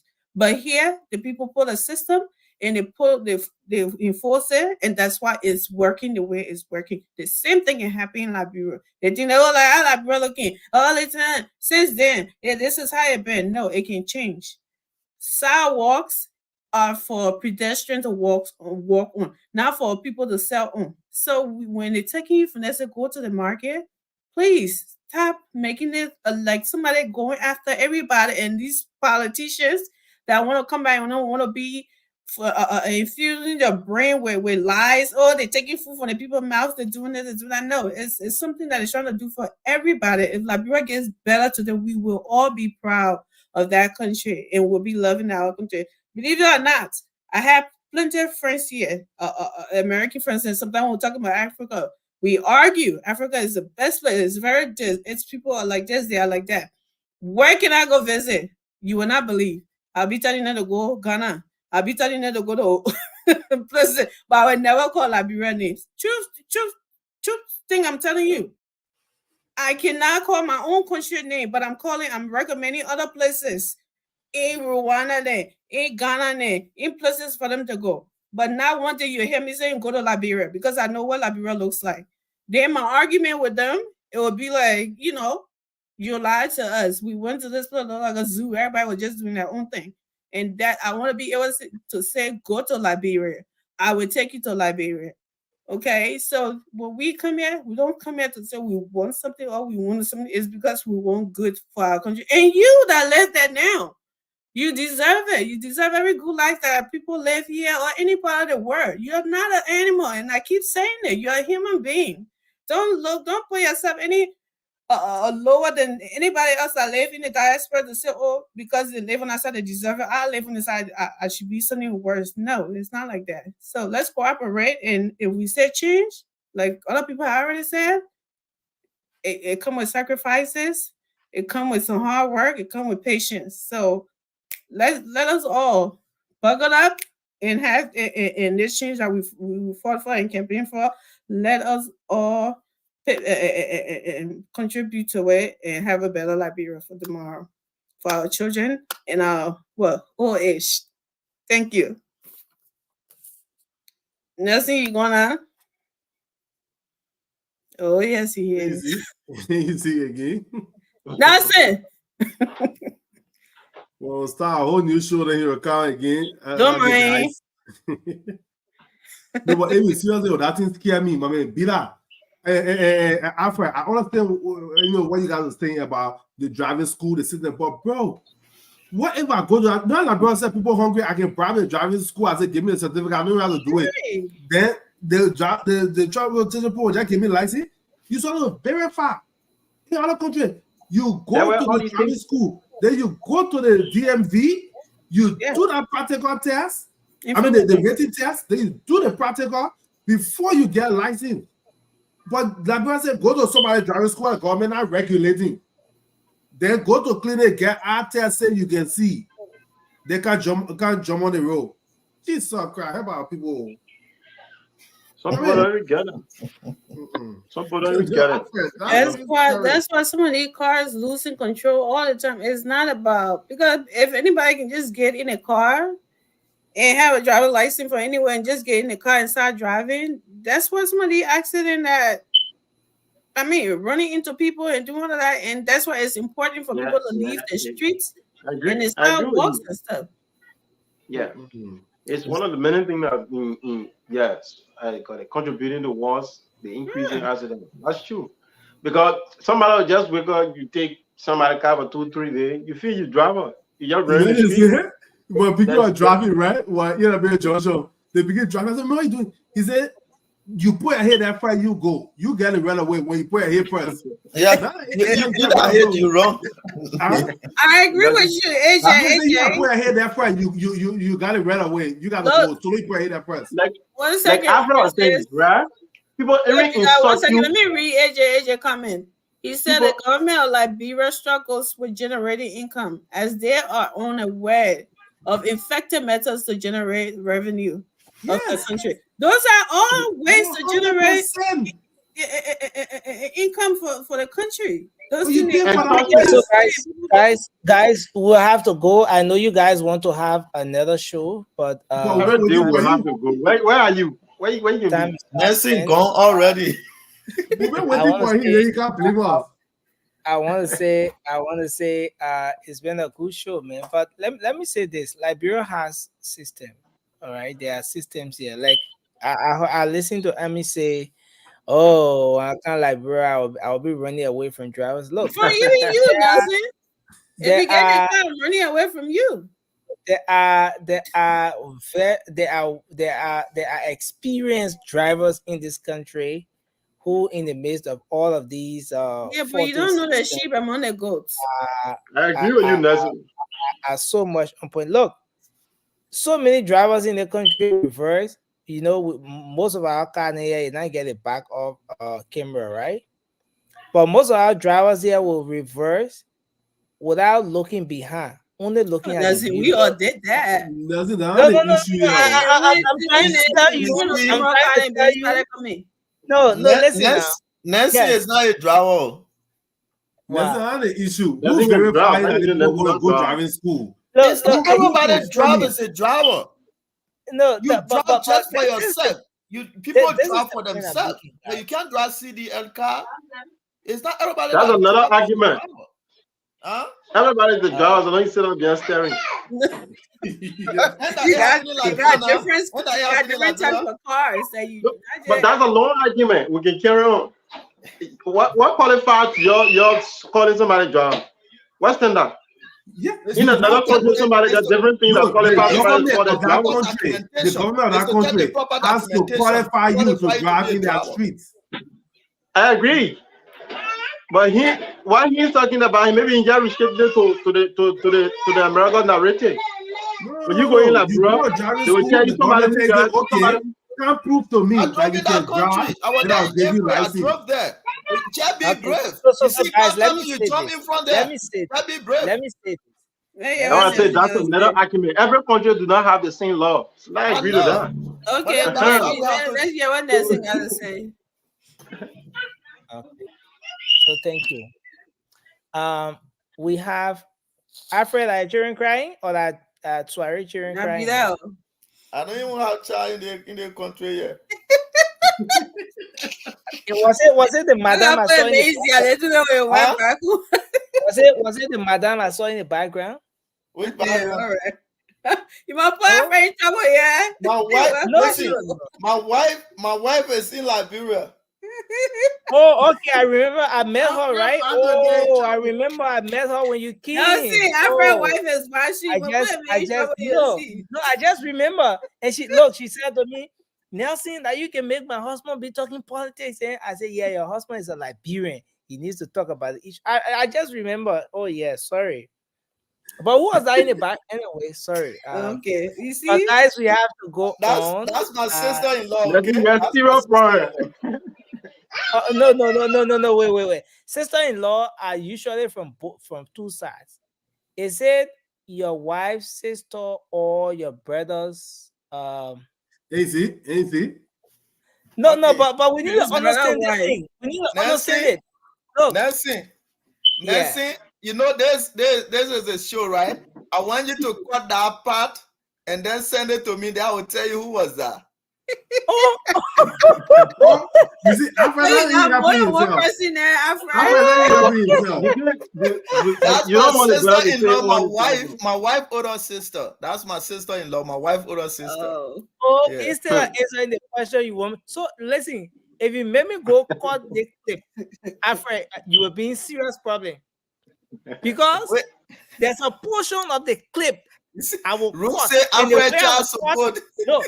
The way I will cut and zoom that clip, when I finish zooming it, tomorrow you'll receive a major call of someone from Liberia. No, you gotta be careful, Alfred. If you put me on an assignment now, then just be ready. Go ahead. Listen, I'm very free, like I'm from Freetown. I'm very free. So go ahead and cut it. That's my sister-in-law, my wife older sister. And then if that is not what my wife older sister, then you corrupt because you in Liberia, you all like corruption. Okay, so you see, when I cut the clip, the particular portion where you were explaining, I will put the caption there. You will explain tire, no evidence. Okay. But Alfred, don't worry. We'll get our man hidden stories, so we'll bring it on to you. But this is interesting, man. Okay, interesting. We have a great show. Maybe that group say Alfred afraid of child support. I am watching it from America. Ruth, I'm not afraid of child support. I already have 3. I don't want another child in America. No, but again, let me say this, right? As much as the system here has faults, right? There are still some positive things about the system. You know, I agree with that aspect where if you go to the Ministry of Transport, for example, you want a driver's license, they shouldn't just give you the license based on even a certificate from the driving school. For example, when I went for my driver's license, I didn't carry my certificate from the school. I didn't carry it. They only asked me for the school information and stuff like that. But at the end of the day, there are even so many people who are not going to the driving school, but they're going and getting the license. Yeah. So, you know, that's why it is. Yeah. But again, experience is very key. You know. And yeah, so but Nelson, how do we know? How do we know if a person brings their experience? Yeah. How do you know? No. I mean, after the acquisition of the driver's license, a lot of people now go and once you drive a lot, do your own personal research and stuff like that, you get on par. Interpreting the signs. You should not get a license unless you're able to. And trust me, if they just bring another requirement, your wife just tested that. Your wife just tested that. She was surprised today that you didn't shout too much on the show because she got your BP medication right next to her, expecting that as soon as you start to shout. No high blood pressure here, bro. No high blood pressure here. No. Yeah. Is Yeah, that a good show? I'm pretty Okay, sure so we got quick those laws, we information. got system, but they just need to implement it. They just need to force it. That's all. Yeah. It needs Quick to, yeah. information. Quick information. Tomorrow we'll be having a debate. Oh, A God. debate on what kind of Liberia did the CDC government give turn over to the Unity Party? What kind of Liberia did the Unity Party inherit? Has there been any changes? What can we point to? What can we boast about? What are the major achievements? Has anything changed? Okay, so that's the key point. Has anything changed after this major decision that was made by Liberians on the change of government? Has anything changed? Is there any and so we're gonna have the conversation going. Vasco has already given me the listing of two other citizens that will be joining the conversation tomorrow. One is a pastor, as a matter of fact.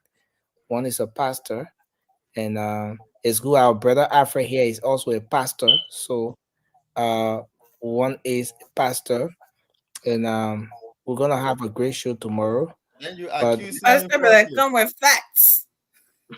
no, Alfred, you pastor? yeah, Alfred is a pastor. He's a man of God. That's good. And a very passionate young man who has Wow. a congregation, Maybe a talking very about huge. somebody passing behind a brother. No. See, Eric Dental said, Piggy Nelson went to sleep, and please leave the people with their wives' business. Why you were saying Bila? I'm saying the brother was accusing you like that. Why are they on the kind of platform? No, listen, that your politics you can preach. In fact, they man, he will take some serious action on the man in the background, in the chat room. But guys, I think it was a good show, man. We look forward to seeing how the debate goes tomorrow. Hopefully we can get a flyer up and everything. And yes, then we get started. So Emmy, thank you. Thank you for being here. Emmy, Marshall Territory. Thank you, Mr. Francis Jabate. Mr. Alfred Yafanda, thank you. Bila, we appreciate. Bila is the only man who the criminal yell at in Liberia. From the day they yell at that boy, start getting a pass. Nelson, do you still have that episode? Because I don't think I was there at the time it happened. I told my wife, right? She said she can't believe it. I have nothing. Oh yeah, That's like ghetto that country is. It was his You turn. know what can It was happen his in the turn. country. And you are talking, and so you know this country, the election Baka will win. Is it Nelson? I will name Ray. I gotta go. Is that I He said, gotta "Shut go up." because the criminal ain't You, yelling at you, me. you, you, I'm like, what? My episode, nothing can finally please tell me that. What you doing, I mean? The criminal say we Gotta out here check it. hustling. They said that inside that you running your mouth. Shut up. You know it late. You should be sleeping. So the brother just turned down the broadcast. So, That's but a it's been a shame. great show, man. We look forward It's to being not a banana republic. They're like, oh my god, Liberia is not that bad. Yo, it's not that bad. Well, what I'm hearing that I mean, No, the criminal country is can't not tell that me bad. to be quiet in my own house. Yeah, and you Yeah. tell him to be quiet too. Tell him, Yeah. shut up. You shut up. You are a criminal. You are a criminal, and you're out there. You should shut up. Find place to sit. You know? But good night, guys. We look forward to having a good debate tomorrow. Bye bye for Good now. night.